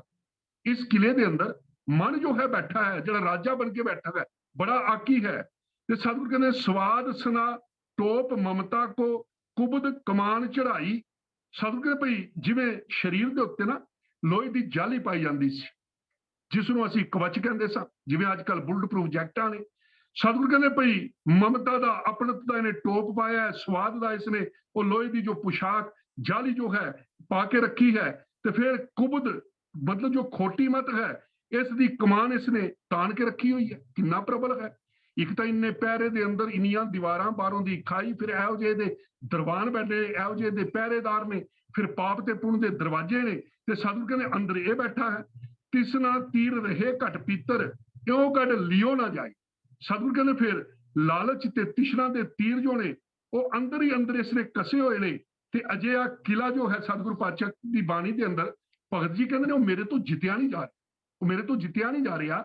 ਹੁਣ ਭਗਤ ਜੀ ਅੱਗੇ ਸਮਝਾ ਰਹੇ ਨੇ ਪਰ ਜਿੱਤਿਆ ਕਿਵੇਂ ਗਿਆ। ਦੇਖੋ ਇਤਨਾ ਜ਼ਬਰਦਸਤ ਉਸਨੇ ਮੋਰਚਾਬੰਦੀ ਕੀਤੀ ਹੋਈ ਹੈ, ਅੰਦਰ ਰਾਜਾ ਬਣ ਕੇ ਬੈਠਾ ਹੈ, ਉਹਦੀਆਂ ਫੌਜਾਂ ਬੜੀਆਂ ਤਕੜੀਆਂ ਨੇ। ਤੇ ਫਿਰ ਭਗਤ ਜੀ ਕਹਿੰਦੇ ਨੇ ਭਈ ਇਹ ਦੇਖਿਓ ਫਿਰ ਉਲਟਾ ਕਿਵੇਂ ਹੋਇਆ, ਫਿਰ ਇਹ ਇਸ ਨੂੰ ਮੈਂ ਕਾਬੂ ਕਿਵੇਂ ਕੀਤਾ, ਫਿਰ ਇਹ ਯੋਗ ਪ੍ਰਾਪਤ ਗਣਿਆ, ਕੁਝ ਪ੍ਰਾਪਤ ਕਰਨ ਦੇ ਯੋਗ ਬਣਿਆ ਕਿਵੇਂ। ਇਹ ਜਿਹੜਾ ਹਵਾ ਵਰਗਾ ਖਿੰਡਦਾ ਸੀ, ਕਾਬੂ 'ਚ ਨਹੀਂ ਸੀ ਆ ਰਿਹਾ, ਇਹ ਫਿਰ ਕਾਬੂ ਕਿਵੇਂ ਹੋਇਆ। ਤੇ ਸਤਿਗੁਰੂ ਪਾਤਸ਼ਾਹ ਬਖਸ਼ਿਸ਼ ਕਰਦੇ ਨੇ, ਪ੍ਰੇਮ ਪਲੀਤਾ ਸੁਰਤ ਹਵਾਈ, ਗੋਲਾ ਗਿਆਨ ਚਲਾਇਆ। ਪਲੀਤਾ ਕਹਿੰਦੇ ਨੇ ਨਾ ਤੋਪ ਨੂੰ ਅੱਗ ਦੇਣ ਦੇ ਵਾਸਤੇ ਇੱਕ ਤੋੜਾ, ਸ਼ੁਰੂ ਦੇ ਵਿੱਚ ਕਿਸੇ ਵੀ ਤੋਪ ਦੇ ਅੰਦਰ, ਬੰਦੂਕ ਦੇ ਅੰਦਰ ਬਾਰੂਦ ਪਾ ਕੇ ਫਿਰ ਉਸ ਨੂੰ ਕਿਸੇ ਬੱਤੀ ਦੇ ਰਾਹੀਂ, ਕਿਸੇ ਮਸ਼ਾਲ ਦੇ ਰਾਹੀਂ ਅੱਗ ਦਿੱਤੀ ਜਾਂਦੀ ਸੀ। ਤੇ ਫਿਰ ਉਹ ਬਾਰੂਦ ਜੋ ਸੀ ਉਹ ਚਲਦੀ ਸੀ, ਤੋਪ ਉਹ ਬਾਰੂਦ ਜਾ ਕੇ ਫਟਦਾ ਸੀ। ਹੁਣ ਸਤਿਗੁਰੂ ਪਾਤਸ਼ਾਹ ਵੈਸੇ ਇਸ ਤੋਂ ਭਾਵ ਪਲੀਤੇ ਤੋਂ ਭਾਵ ਦੀਵੇ ਦੀ ਜੋ ਹੈ ਬੱਤੀ ਹੈ, ਉਹ ਵੀ ਜੋ ਹੈ ਪਲੀਤਾ ਹੀ ਉਹਨੂੰ ਵੀ ਕਿਹਾ ਜਾਂਦਾ। ਤੇ ਸਤਿਗੁਰੂ ਪਾਤਸ਼ਾਹ ਕਹਿੰਦੇ ਪ੍ਰੇਮ ਪਲੀਤਾ ਸੁਰਤ ਹਵਾਈ, ਕਿ ਜਦੋਂ ਮੈਂ ਪ੍ਰੇਮ ਦਾ ਉਹ ਪਲੀਤਾ ਲਾਇਆ, ਪ੍ਰੇਮ ਦਾ ਜੋ ਹੈ ਉਹ ਅੱਗ ਦਿੱਤੀ, ਉਹ ਤੋੜਾ ਲਾਇਆ, ਤੇ ਫਿਰ ਗੋਲਾ ਗਿਆਨ ਚਲਾਇਆ। ਪ੍ਰਭੂ ਚਰਨਾਂ ਦੀ ਵਿੱਚ ਜੁੜੀ ਹੋਈ ਸੁਰਤ ਜੋ ਸੀ ਉਸ ਨੂੰ ਹਵਾਈ ਬਣਾਇਆ, ਗੁਰੂ ਦੇ ਬਖਸ਼ੇ ਗਿਆਨ ਦਾ ਗੋਲਾ ਚਲਾਇਆ। ਜਿਵੇਂ ਅੱਜ ਮਿਜ਼ਾਈਲ ਤੇ ਰਾਕਟ ਚੱਲਦੇ ਨੇ, ਸਤਿਗੁਰੂ ਕਹਿੰਦੇ ਮੈਂ ਫਿਰ ਮਿਜ਼ਾਈਲ ਤੇ ਰਾਕਟ ਕਿਹੜੇ ਇਸਤੇਮਾਲ ਕੀਤੇ, ਪ੍ਰੇਮ ਪਲੀਤਾ ਸੁਰਤ ਹਵਾਈ, ਗੋਲਾ ਗਿਆਨ ਚਲਾਇਆ। ਗੁਰੂ ਦੇ ਗਿਆਨ ਦਾ ਗੋਲਾ, ਆਪਣੀ ਸੁਰਤ ਦੀ ਹਵਾਈ ਜੋ ਗੁਰੂ ਦੇ ਸਿਧਾਂਤ ਦੇ ਵਿੱਚ, ਗੁਰੂ ਦੇ ਸ਼ਬਦ ਦੇ ਵਿੱਚ ਖੁੱਭੀ ਹੋਈ ਸੀ, ਤੇ ਪ੍ਰੇਮ ਦਾ ਗੁਰੂ ਪ੍ਰਤੀ, ਉਸ ਅਕਾਲ ਪੁਰਖ ਪ੍ਰਤੀ ਪ੍ਰੇਮ ਦਾ ਜੋ ਪਲੀਤਾ ਸੀ ਉਹ ਲਾਇਆ। ਬ੍ਰਹਮ ਅਗਨ ਸਹਿਜੇ ਪਰਜਾਲੀ, ਏਕੈ ਚੋਟ ਸਜਾਇਆ। ਕਹਿੰਦੇ ਜਦੋਂ ਇਹਦੇ ਅੰਦਰ ਰੱਬੀ ਜੋਤ ਦੀ ਅੱਗ ਬਾਲੀ, ਤੇ ਫਿਰ ਇੱਕੋ ਹੀ ਚੰਗੀ ਤਰ੍ਹਾਂ ਨਾਲ ਬਾਲੀ ਹੋਈ ਉਸ ਅੱਗ ਦੇ ਨਾਲ ਏਕੈ ਚੋਟ ਸਜਾਇਆ। ਸਹਿਜ ਅਵਸਥਾ ਵਿੱਚ ਅਪੜ ਕੇ ਅੰਦਰ ਰੱਬੀ ਜੋਤ ਜਗਾਈ, ਤਾਂ ਇੱਕੋ ਹੀ ਸੱਟ ਦੇ ਨਾਲ ਕਾਮਯਾਬੀ ਹੋ ਗਈ। ਕਿਲਾ ਜੋ ਸੀ ਉਹ ਢਹਿ ਢੇਰੀ ਹੋ ਗਿਆ। ਤੇ ਫਿਰ ਜੋ ਨਾਲ ਫੌਜ ਲੈ ਕੇ ਭਗਤ ਜੀ ਕਹਿੰਦੇ ਨੇ, ਗੁਰੂ ਪਾਤਸ਼ਾਹ ਕਹਿੰਦੇ ਮੈਂ ਵੜਿਆ, ਉਹ ਕਿਹੜੀ ਸੀ, ਸਤ ਸੰਤੋਖ ਲੈ ਲੜਨੇ ਲਾਗਾ, ਤੋਰੇ ਦੋਏ ਦਰਵਾਜ਼ਾ। ਕਹਿੰਦੇ ਜਦੋਂ ਮੈਂ ਸਤ ਤੇ ਸੰਤੋਖ ਨੂੰ ਨਾਲ ਲੈ ਕੇ ਅੰਦਰ ਵੜਿਆ, ਤੇ ਉਹ ਜਿਹੜੇ ਦੋਵੇਂ ਦਰਵਾਜ਼ੇ ਸਨ ਟੁੱਟ ਗਏ। ਹੁਣ ਉਹਨਾਂ ਦਰਵਾਜ਼ਿਆਂ ਦੇ ਰਾਹੀਂ ਵਿਕਾਰ ਜੋ ਸਨ ਉਹ ਅੰਦਰ ਆ ਰਹੇ ਸਨ। ਜਿੱਥੋਂ ਮਿਰਗ ਪੜਤ ਹੈ ਚੋਰੀ ਸੀ, ਉਹ ਜੋ ਦਰਬਾਨ ਸਨ ਉਹ ਪਹਿਲਾਂ ਮਿਲੇ ਹੋਏ ਸਨ, ਉਹ ਪਹਿਰੇਦਾਰ ਸਾਰੇ ਮਿਲੇ ਹੋਏ ਸਨ। ਕਹਿੰਦੇ ਜਦੋਂ ਫਿਰ ਹਮਲਾ ਕੀਤਾ, ਸਤ ਸੰਤੋਖ ਲੈ ਲੜਨੇ ਲਾਗਾ, ਤੋਰੇ ਦੋਏ ਦਰਵਾਜ਼ਾ। ਜਦੋਂ ਸੰਤੋਖ ਤੇ ਸਤ ਨੂੰ ਲੈ ਕੇ ਸਤਿਗੁਰੂ ਪਾਤਸ਼ਾਹ ਕਹਿੰਦੇ ਨੇ ਮੈਂ ਹਮਲਾ ਕਰ ਲਿਆ, ਦਰਵਾਜ਼ੇ ਤੋੜੇ, ਸਾਧ ਸੰਗਤ ਧਰ ਗੁਰ ਕਿਰਪਾ ਤੇ ਪਕੜਿਓ ਗੜ ਕਾ ਰਾਜਾ। ਕਹਿੰਦੇ ਫੇਰ ਜਾ ਕੇ ਉਹ ਕਿਲੇ ਦਾ ਰਾਜਾ ਜੋ ਸੀ ਉਹ ਫਿਰ ਜਾ ਕੇ ਕਿਤੇ ਕਾਬੂ ਵਿੱਚ ਆਇਆ। ਭਗਵਤ ਪੀਰ ਸਖਤ ਸਿਮਰਨ ਕੀ ਕਟੀ ਕਾਲ ਪੈ ਫਾਸੀ, ਦਾਸ ਕਮੀਰ ਚੜਿਓ ਗੜ ਉੱਪਰ ਰਾਜ ਲਿਓ ਅਬਨਾਸ਼ੀ। ਸਤ ਸੰਗਤ ਦੇ ਸਿਮਰਨ ਦੇ ਬਰਕਤ ਦੇ ਨਾਲ, ਬਲ ਦੇ ਨਾਲ ਕਾਲ ਦੀ ਜਿਹੜੀ ਫਾਈ ਸੀ, ਦੁਨੀਆ ਦੇ ਡਰਾਂ ਦੀ ਜੋ ਫਾਈ ਸੀ ਉਹ ਕੱਟੀ ਗਈ ਤੇ ਪ੍ਰਭੂ ਦਾ ਦਾਸ ਕਬੀਰ ਜੋ ਹੈ ਹੁਣ ਕਿਲੇ ਦੇ ਉੱਤੇ ਕਬਜ਼ਾ ਕਰ ਬੈਠਾ ਹੈ। ਮਨ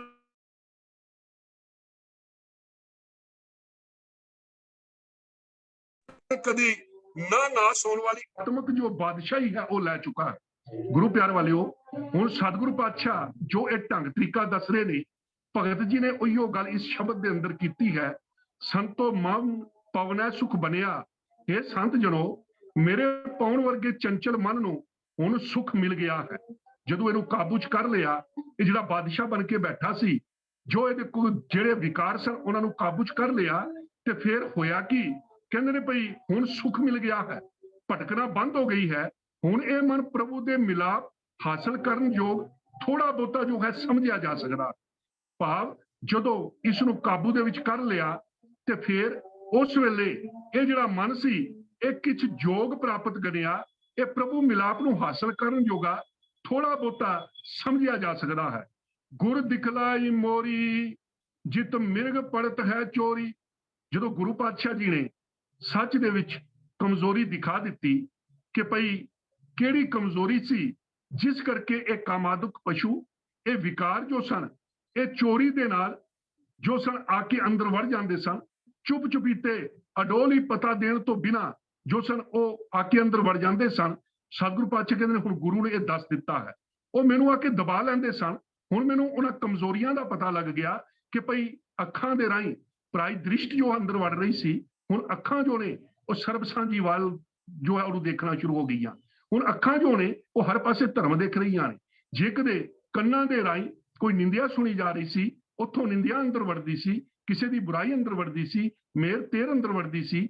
ਸਤਿਗੁਰੂ ਪਾਤਸ਼ਾਹ ਕਹਿੰਦੇ ਨੇ ਹੁਣ ਕੰਨਾਂ ਦੇ ਨਾਲ ਜੋ ਹੈ ਸਮਝ ਆ ਗਈ ਤੇ ਫਿਰ ਇਹ ਕਹਿ ਰਿਹਾ ਹੈ, ਇਹ ਸਰਵਨੋ ਮੇਰਿਓ ਸਾਚਾ ਸੁਣਨਾ ਨੂੰ ਪਠਾਏ, ਸਾਚਾ ਸੁਣਨਾ ਨੂੰ ਪਠਾਏ, ਸ਼ਰੀਰ ਲਾਏ ਸੁਣੋ ਸਤਬਾਣੀ। ਹੁਣ ਸ਼ਬਦ ਦੇ ਨਾਲ ਇਹਨੂੰ ਮੂੰਦ ਲਿਆ, ਹੁਣ ਗੁਰਬਾਣੀ ਦੇ ਨਾਲ ਇਹਨੂੰ ਮੂੰਦ ਲਿਆ ਹੈ, ਜਿਹਦੇ ਨਾਲ ਜਦੋਂ ਸ਼ਬਦ ਦਾ ਸ਼ਬਦ ਜੋ ਗੁਰੂ ਪਾਤਸ਼ਾਹ ਦਾ ਸ਼ਬਦ ਹੈ ਉਹ ਕੰਨਾਂ ਰਾਹੀਂ ਅੰਦਰ ਆਉਂਦਾ ਹੈ ਤੇ ਉਹ ਜਿਹੜਾ ਦਰਵਾਜ਼ਾ ਜਿਹਦੇ ਵਿੱਚੋਂ ਕੰਨਾਂ ਰਾਹੀਂ ਜੋ ਸੀ ਕੋਈ ਵਿਕਾਰ ਅੰਦਰ ਆ ਰਿਹਾ ਸੀ, ਉਹ ਹੁਣ ਸਤਿਗੁਰੂ ਪਾਤਸ਼ਾਹ ਕਹਿੰਦੇ ਨੇ ਰੁਕ ਗਿਆ ਹੈ। ਗੁਰ ਦਿਖਲਾਈ ਮੋਰੀ ਜਿਤ ਮਿਰਗ ਪੜਤ ਹੈ ਚੋਰੀ।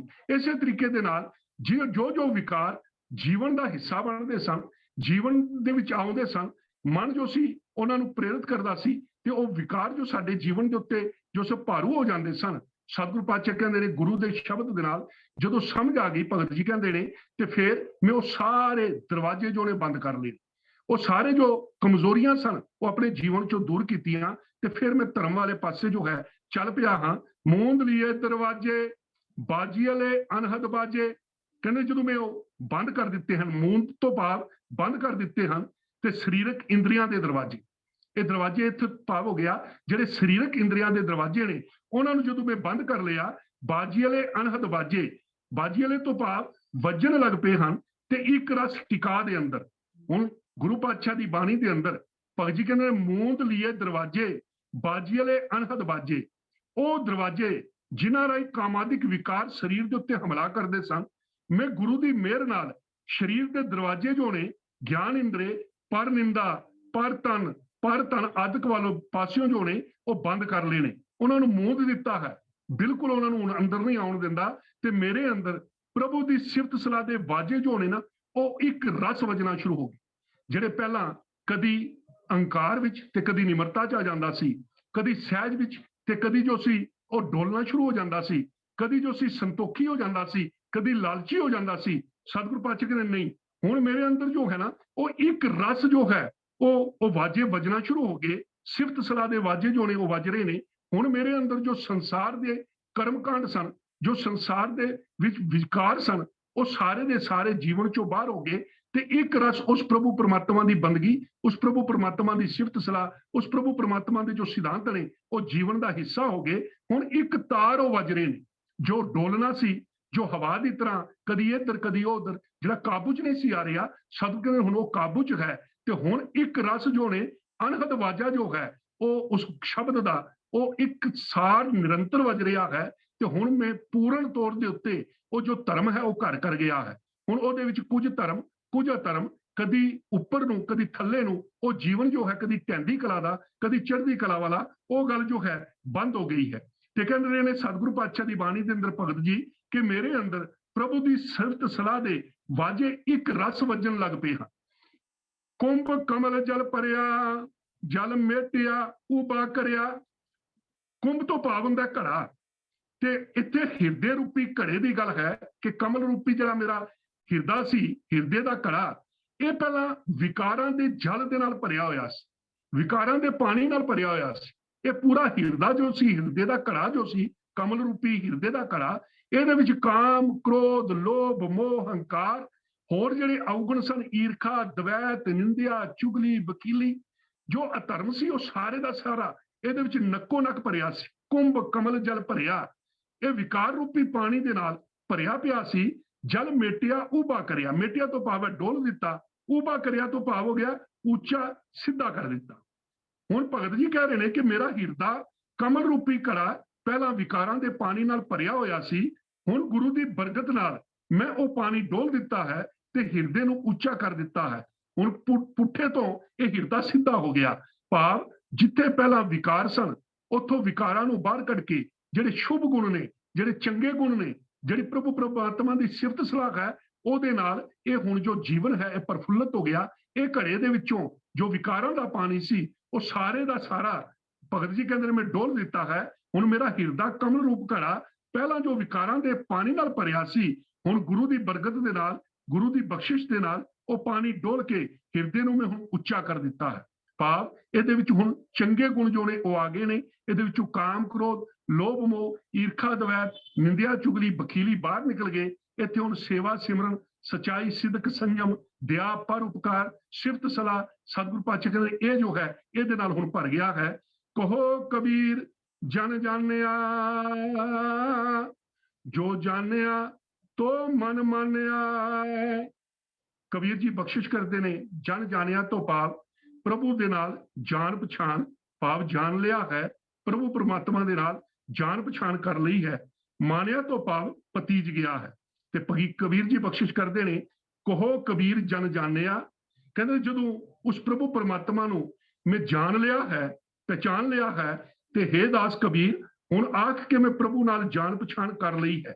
ਜੋ ਜਾਣਿਆ ਤੋ ਮਨ ਮਾਨਿਆ, ਤੇ ਜਦੋਂ ਤੋਂ ਇਹ ਸਾਂਝ ਪਾਈ ਹੈ ਮੇਰਾ ਮਨ ਉਸ ਪ੍ਰਭੂ ਵਿੱਚ ਲੀਨ ਹੋ ਗਿਆ ਹੈ। ਹੁਣ ਜੋ ਮੇਰਾ ਜੀਵਨ ਹੈ ਉਹ ਕਹਿੰਦੇ ਨੇ ਧਰਮ ਵਾਲੇ ਪਾਸੇ ਚੱਲ ਪਿਆ। ਹੁਣ ਉਹ ਜੋ ਵਿਕਾਰਾਂ ਦੇ ਪਾਣੀ ਦੇ ਨਾਲ ਇਹ ਸਰੀਰ ਰੂਪੀ ਕੁੰਭ ਜੋ ਸੀ, ਇਹ ਸਰੀਰ ਰੂਪੀ ਜੋ ਘੜਾ ਭਰਿਆ ਹੋਇਆ ਸੀ, ਉਹ ਸਾਰੇ ਦਾ ਸਾਰਾ ਉਲਟਾ ਕਰ ਦਿੱਤਾ ਤੇ ਇਹਦੇ ਵਿੱਚ ਜੋ ਨੇ ਚੰਗੇ ਗੁਣ ਜੋ ਨੇ ਉਹ ਭਰ ਲਏ ਨੇ। ਹੁਣ ਜੋ ਇਹ ਜੀਵਨ ਹੈ ਕਹਿੰਦੇ ਨੇ ਭਈ ਹੁਣ ਇਹ ਮਨ ਜੋ ਹੈ ਇਹ ਸੁਖ ਜੋ ਹੈ ਇਹਦੇ ਪੱਲੇ ਆ ਗਿਆ। ਭਗਤ ਜੀ ਕਹਿੰਦੇ ਨੇ ਭਈ ਹੁਣ ਪਵਨ ਵਰਗਾ ਜੋ ਚੰਚਲ ਮਨ ਸੀ ਇਹਨੂੰ ਸੁਖ ਮਿਲ ਗਿਆ ਹੈ, ਇਹਦੀ ਭਟਕਣਾ ਬੰਦ ਹੋ ਗਈ ਹੈ, ਹੁਣ ਇਹ ਟਿਕ ਕੇ ਬਹਿ ਗਿਆ ਹੈ ਤੇ ਇਸ ਨੂੰ ਜੋ ਹੈ ਮੈਂ ਉਸ ਗਿਣਤੀ 'ਚ ਲੈ ਕੇ ਆ ਸਕਦਾ ਕਿ ਇਹ ਮਨ ਪ੍ਰਭੂ ਦੇ ਮਿਲਾਪ ਹਾਸਲ ਕਰਨ ਯੋਗ ਥੋੜਾ ਬਹੁਤਾ ਸਮਝਿਆ ਜਾ ਸਕਦਾ ਹੈ। ਤੇ ਭਗਤ ਜੀ ਕਹਿੰਦੇ ਨੇ ਕਿ ਹੇ ਦਾਸ ਕਬੀਰ ਹੁਣ ਆਖ ਕਿ ਮੈਂ ਪ੍ਰਭੂ ਨਾਲ ਜਾਣ ਪਛਾਣ ਕਰ ਲਈ ਹੈ ਤੇ ਜਦੋਂ ਤੋਂ ਇਹ ਸਾਂਝ ਪਾਈ ਹੈ ਮੇਰਾ ਮਨ ਉਸ ਪ੍ਰਭੂ ਵਿੱਚ ਹੀ ਗਿੱਝ ਗਿਆ ਹੈ, ਮੇਰਾ ਮਨ ਉਸ ਪ੍ਰਭੂ ਵਿੱਚ ਹੀ ਜੋ ਹੈ ਪਤੀਜ ਗਿਆ ਹੈ। ਸੋ ਗੁਰੂ ਪਿਆਰ ਵਾਲਿਓ, ਸਤਿਗੁਰੂ ਪਾਤਸ਼ਾਹ ਦੀ ਬਾਣੀ ਦੇ ਅੰਦਰ ਇਸ ਸ਼ਬਦ ਦੇ ਰਾਹੀਂ ਭਗਤ ਜੀ ਨੇ ਸਾਨੂੰ ਸਮਝਾਉਣ ਦਾ ਯਤਨ ਕੀਤਾ ਕਿ ਇਹ ਮਨ ਜੋ ਹੈ ਇਹ ਕਾਬੂ 'ਚ ਹੋ ਸਕਦਾ ਹੈ ਜਦੋਂ ਅਸੀਂ ਕਾਮਾਦਿਕ ਜੋ ਸਾਡੇ ਅੰਦਰ ਵਿਕਾਰ ਨੇ ਉਹਨਾਂ ਨੂੰ ਰੋਕ ਲਈਏ ਅਤੇ ਜੀਵਨ ਨੂੰ ਜੋ ਹੈ ਚੰਗੇ ਪਾਸੇ ਲਾ ਲਈਏ ਤੇ ਜੀਵਨ ਜੋ ਹੈ ਉਹ ਇੱਕ ਰਸ ਉਸ ਪ੍ਰਭੂ ਪਰਮਾਤਮਾ ਦੀ ਸਿਫਤ ਸਲਾਹ ਵਿੱਚ ਆ ਜਾਂਦਾ ਹੈ। ਉਸ ਸਿਫਤ ਸਲਾਹ ਦੇ ਨਾਲ ਜੀਵਨ ਜੋ ਹੈ ਉਹ ਪ੍ਰਵਾਨ ਹੋ ਸਕਦਾ ਹੈ। ਸੋ ਭਗਤ ਜੀ ਨੇ ਇਸ ਗੱਲ ਨੂੰ ਸਮਝਾਉਣ ਦਾ ਯਤਨ ਕੀਤਾ ਹੈ ਕਿ ਜਦੋਂ ਅਸੀਂ ਆਪਣੇ ਜਿੱਥੋਂ ਸਾਡਾ ਜਿਹੜਾ ਵਿਕਾਰੀ ਜੀਵਨ ਹੈ, ਜਿਹੜੇ ਸਾਡੇ ਕੋਲ ਵਿਕਾਰ ਜੀਵਨ ਦੇ ਉੱਤੇ ਕਾਬੂ ਕਰ ਲੈਂਦੇ ਨੇ, ਜੀਵਨ ਦੇ ਉੱਤੇ ਕਬਜ਼ਾ ਕਰ ਲੈਂਦੇ ਨੇ, ਮਨੁੱਖ ਵਿਕਾਰਾਂ ਵਾਲੇ ਪਾਸੇ ਚੱਲ ਪੈਂਦਾ ਹੈ। ਸਤਿਗੁਰੂ ਕਹਿੰਦੇ ਜਦੋਂ ਉਹਨਾਂ ਵਿਕਾਰਾਂ ਤੋਂ ਅਸੀਂ ਆਪਣਾ ਖਹਿੜਾ ਛੁਡਾ ਲਈਏ, ਜਦੋਂ ਅਸੀਂ ਉਹ ਦਰਵਾਜ਼ੇ ਬੰਦ ਕਰ ਲਈਏ ਇੰਦਰੀਆਂ ਦੇ, ਜਿੱਥੋਂ ਜੋ ਨੇ ਵਿਕਾਰ ਅੰਦਰ ਆਉਂਦੇ ਨੇ ਜਾਂ ਜਿਨ੍ਹਾਂ ਰਾਹੀਂ ਵਿਕਾਰ ਸਾਡੇ ਜੀਵਨ ਦੇ ਉੱਤੇ ਭਾਰੂ ਹੁੰਦੇ ਨੇ, ਤਾਂ ਫਿਰ ਇੱਕ ਰਸ ਸਾਡੇ ਅੰਦਰ ਉਸ ਪ੍ਰਭੂ ਪਰਮਾਤਮਾ ਦੀ ਸਿਫਤ ਸਲਾਹ ਜੋ ਹੈ ਉਹ ਚੱਲਣਾ ਸ਼ੁਰੂ ਹੋ ਜਾਂਦੀ ਹੈ। ਗੱਲ ਖੇਡ ਸਾਰੀ ਮਨ ਦੀ ਹੈ। ਜੇ ਕਿਤੇ ਮਨ ਕਾਬੂ ਵਿੱਚ ਆ ਗਿਆ, ਜੇ ਕਿਤੇ ਮਨ ਜੋ ਹੈ ਉਹ ਸਾਡੇ ਵੱਸ ਵਿੱਚ ਹੋ ਗਿਆ, ਤੇ ਫਿਰ ਆਪਣੇ ਆਪ ਮਨੁੱਖ ਦਾ ਜੀਵਨ ਧਰਮ ਵਾਲੇ ਪਾਸੇ ਚੱਲ ਪੈਂਦਾ ਹੈ। ਜੇ ਕਿਤੇ ਮਨ ਜੋ ਹੈ ਵਿਸ਼ੇ ਵਿਕਾਰਾਂ ਵਿੱਚ ਹੀ ਗਲਤਾਨ ਰਿਹਾ, ਤੇ ਮਨੁੱਖ ਜੋ ਹੈ ਉਹ ਮਨੁੱਖ ਦਾ ਜੀਵਨ ਜੋ ਹੈ ਉਹ ਧਰਮ ਤੋਂ ਦੂਰ ਰਹਿੰਦਾ ਹੈ। ਤੇ ਸਤਿਗੁਰੂ ਪਾਤਸ਼ਾਹ ਕਹਿੰਦੇ ਨੇ ਕਿ ਭਾਈ ਮਨ ਦਾ ਸੁਭਾਅ ਹੀ ਐਸਾ ਹੈ ਕਿ ਉਹ ਟਿਕ ਕੇ ਨਹੀਂ ਬਹਿੰਦਾ, ਉਹ ਕਾਬੂ 'ਚ ਨਹੀਂ ਆਉਂਦਾ। ਪਰ ਆਉਂਦਾ ਕਦੋਂ ਹੈ? ਜਦੋਂ ਇਹਦੇ ਉੱਤੇ ਗੁਰੂ ਦੀ ਬਖਸ਼ਿਸ਼ ਹੋ ਜਾਵੇ, ਜਦੋਂ ਗੁਰੂ ਦੀ ਕਿਰਪਾ ਹੋ ਜਾਵੇ। ਸਤਿਗੁਰੂ ਪਾਤਸ਼ਾਹ ਕਹਿੰਦੇ ਨੇ ਉਸੇ ਦੇ ਨਾਲ ਹੀ ਇਹ ਕਾਬੂ 'ਚ ਆਉਂਦਾ ਹੈ। ਇਸੇ ਕਰਕੇ ਸਤਿਗੁਰੂ ਬਾਣੀ 'ਚ ਬਾਰ-ਬਾਰ ਸਾਨੂੰ ਸਮਝਾਉਂਦੇ ਨੇ, ਮਨ ਮੇਰੇ ਸਤਿਗੁਰ ਕੈ ਭਾਣਾ ਚੱਲ। ਐ ਮੇਰੇ ਮਨ ਸਤਿਗੁਰੂ ਦੇ ਭਾਣੇ ਵਿੱਚ ਆ ਜਾ। ਜਦੋਂ ਸਤਿਗੁਰੂ ਦੇ ਭਾਣੇ ਵਿੱਚ ਆਏਗਾ, ਨਿਜ ਘਰ ਵਸੇ ਅੰਮ੍ਰਿਤ ਪੀਵੇ ਤਾਂ ਸੁਖ ਲਹੈ ਮਹਲ। ਫਿਰ ਤੂੰ ਜੋ ਜੀਵਨ ਦਾ ਮਨੋਰਥ ਹੈ ਉਸ ਨੂੰ ਪਾ ਸਕਦਾ ਹੈ। ਨਹੀਂ ਤਾਂ ਫਿਰ ਜੋ ਬਾਣੀ ਬਖਸ਼ਿਸ਼ ਕਰ ਰਹੀ ਹੈ ਕਿ ਮਨ ਨੂੰ ਕਾਬੂ ਕਰਨਾ ਬੜਾ ਮੁਸ਼ਕਲ ਹੈ, ਇਹ ਭਟਕਦਾ ਰਹਿੰਦਾ ਹੈ, ਇਹ ਇੱਕ ਥਾਂ ਦੇ ਉੱਤੇ ਟਿਕ ਕੇ ਨਹੀਂ ਬਹਿੰਦਾ, ਤੇ ਉਹਦੇ ਨਾਲ ਇਹ ਕਦੀ ਜੀਵਨ ਜੋ ਹੈ ਮਨੁੱਖ ਦਾ ਕਦੀ ਧਰਮ ਵਾਲੇ ਪਾਸੇ, ਕਦੀ ਦੂਜੇ ਪਾਸੇ, ਕਿਉਂਕਿ ਮਨ ਦੀ ਬਿਰਤੀ ਜੇ ਕਦੇ ਧਰਮ ਵਾਲੇ ਪਾਸੇ ਚੱਲ ਕੇ ਥੋੜੀ ਦੇਰ ਧਰਮ ਵਾਲੇ ਪਾਸੇ, ਥੋੜੀ ਦੇਰ ਦੂਜੇ ਪਾਸੇ, ਅਡੋਲ ਜੀ ਸਥਿਤੀ ਹੈ। ਪਰ ਜਦੋਂ ਸੱਚ ਕਰਕੇ ਮਨ ਕਾਬੂ 'ਚ ਆ ਜਾਂਦਾ ਹੈ, ਪੂਰਨ ਤੌਰ ਦੇ ਉੱਤੇ ਗੁਰੂ ਦੇ ਦੱਸੇ ਅਨੁਸਾਰ ਚੱਲ ਪੈਂਦਾ ਹੈ, ਗੁਰੂ ਦੇ ਸਿਧਾਂਤਾਂ ਅਨੁਸਾਰ ਚੱਲ ਪੈਂਦਾ ਹੈ, ਗੁਰੂ ਦੀ ਸ਼ਬਦ ਦੀ ਜੋ ਹੈ ਚੋਟ ਜੋ ਹੈ ਸਹਾਰ ਲੈਂਦਾ ਹੈ, ਕਿ ਸਭ ਫਿਰ ਕਾਬੂ 'ਚ ਆਇਆ ਮਨ, ਫਿਰ ਸਿਰਫ ਤੇ ਸਿਰਫ ਇਹਦੇ ਵਿੱਚ ਚੰਗੇ ਗੁਣ ਹੀ ਜੋ ਨੇ ਪ੍ਰਬਲ ਹੁੰਦੇ ਨੇ। ਇਹ ਹਰ ਵੇਲੇ ਸਿਫਤ ਸਲਾਹ 'ਚ ਆ ਜਾਂਦਾ ਹੈ, ਤੇ ਸਿਫਤ ਸਲਾਹ ਵਿੱਚ ਆਇਆ ਹੋਇਆ ਮਨ ਜੋ ਹੈ ਉਹ ਪ੍ਰਭੂ ਦਰ ਦੇ ਉੱਤੇ ਜੀਵਨ ਪ੍ਰਵਾਨ ਹੋ ਜਾਂਦਾ ਹੈ। ਪਰ ਸਤਿਗੁਰੂ ਕਹਿੰਦੇ ਇਹਦੇ ਵਿੱਚ ਸਭ ਤੋਂ ਪਹਿਲਾਂ ਇਸ ਗੱਲ ਦਾ ਪਤਾ ਲੱਗੇ ਕਿ ਭਾਈ ਮਨ ਤੂੰ ਜੋਤ ਸਰੂਪ ਹੈ, ਆਪਣਾ ਮੂਲ ਪਛਾਣ। ਮਨ ਨੂੰ ਇਸ ਗੱਲ ਦੀ ਸੋਝੀ ਹੋ ਜਾਵੇ ਕਿ ਮੈਂ ਉਸ ਅਕਾਲ ਪੁਰਖ ਪਰਮਾਤਮਾ ਦੀ ਜੋਤ ਸਰੂਪ ਹਾਂ, ਮੇਰਾ ਮੁੱਢ ਜੋ ਹੈ ਉਹ ਪਰਮਾਤਮਾ ਹੈ। ਤੇ ਫਿਰ ਜੀਵਨ ਜੋ ਹੈ ਜੇ ਅਸੀਂ ਆਪਣੇ ਮਨ ਨੂੰ ਸਮਝਾ ਗਏ ਤੇ ਫਿਰ ਜੀਵਨ ਜੋ ਹੈ ਸਫਲ ਹੋ ਸਕਦਾ ਹੈ। ਸੋ ਗੁਰੂ ਪਿਆਰ ਵਾਲਿਓ, ਸ਼ਬਦ ਦੀ ਵਿਚਾਰ ਕਰਦਿਆਂ ਹੋ ਸਕਦਾ ਹੈ ਮੇਰੀ ਸੋਝੀ ਮੁਤਾਬਕ ਜੋ ਮੈਨੂੰ ਜਿੰਨਾ ਕੁ ਸੁਝਿਆ ਉਨੀ ਕੁ ਮੈਂ ਆਪ ਜੀ ਦੇ ਨਾਲ ਵਿਚਾਰ ਸਾਂਝੀ ਕੀਤੀ ਹੈ। ਪਰ ਹੋ ਸਕਦਾ ਹੈ ਜੋ ਸ਼ਬਦ ਦੇ ਅੰਤਰੀਵ ਭਾਵੜੇ, ਕਿਉਂਕਿ ਸ਼ਬਦ ਦੀ ਵਿਚਾਰ ਕਰਨ ਵਾਸਤੇ ਜਿਨ੍ਹਾਂ ਮਹਾਂਪੁਰਖਾਂ ਦੀ, ਗੁਰੂ ਪਾਤਸ਼ਾਹਾਂ ਦੀ ਬਾਣੀ ਹੈ, ਉਹਨਾਂ ਦੀ ਜੋ ਅਵਸਥਾ ਹੈ, ਜਿਸ ਅਵਸਥਾ ਵਿੱਚ ਉਹ ਬੈਠ ਕੇ ਬਾਣੀ ਲਿਖ ਰਹੇ ਨੇ, ਜਿਸ ਅਵਸਥਾ ਵਿੱਚ ਬੈਠ ਕੇ ਉਹਨਾਂ ਨੇ ਸ਼ਬਦ ਜੋ ਹੈ ਉਸ ਦਾ ਉਚਾਰਨ ਕੀਤਾ ਹੈ, ਉਸ ਅਵਸਥਾ ਵਿੱਚ ਜਾ ਕੇ ਹੀ ਮਨੁੱਖ ਸੱਚ ਕਰਕੇ ਸ਼ਬਦ ਨੂੰ ਸਮਝ ਸਕਦਾ। ਬਾਕੀ ਆਪਣੀ ਵਿਚਾਰ ਜੋ ਹੈ ਉਹ ਅਸੀਂ ਸ਼ਬਦ ਦੀ ਜਿੰਨੀ ਕੁ ਸੋਝੀ ਪੈਂਦੀ ਹੈ ਉਹ ਸੰਗਤ ਦੇ ਨਾਲ ਸਾਂਝੀ ਕਰਦੇ ਹਾਂ।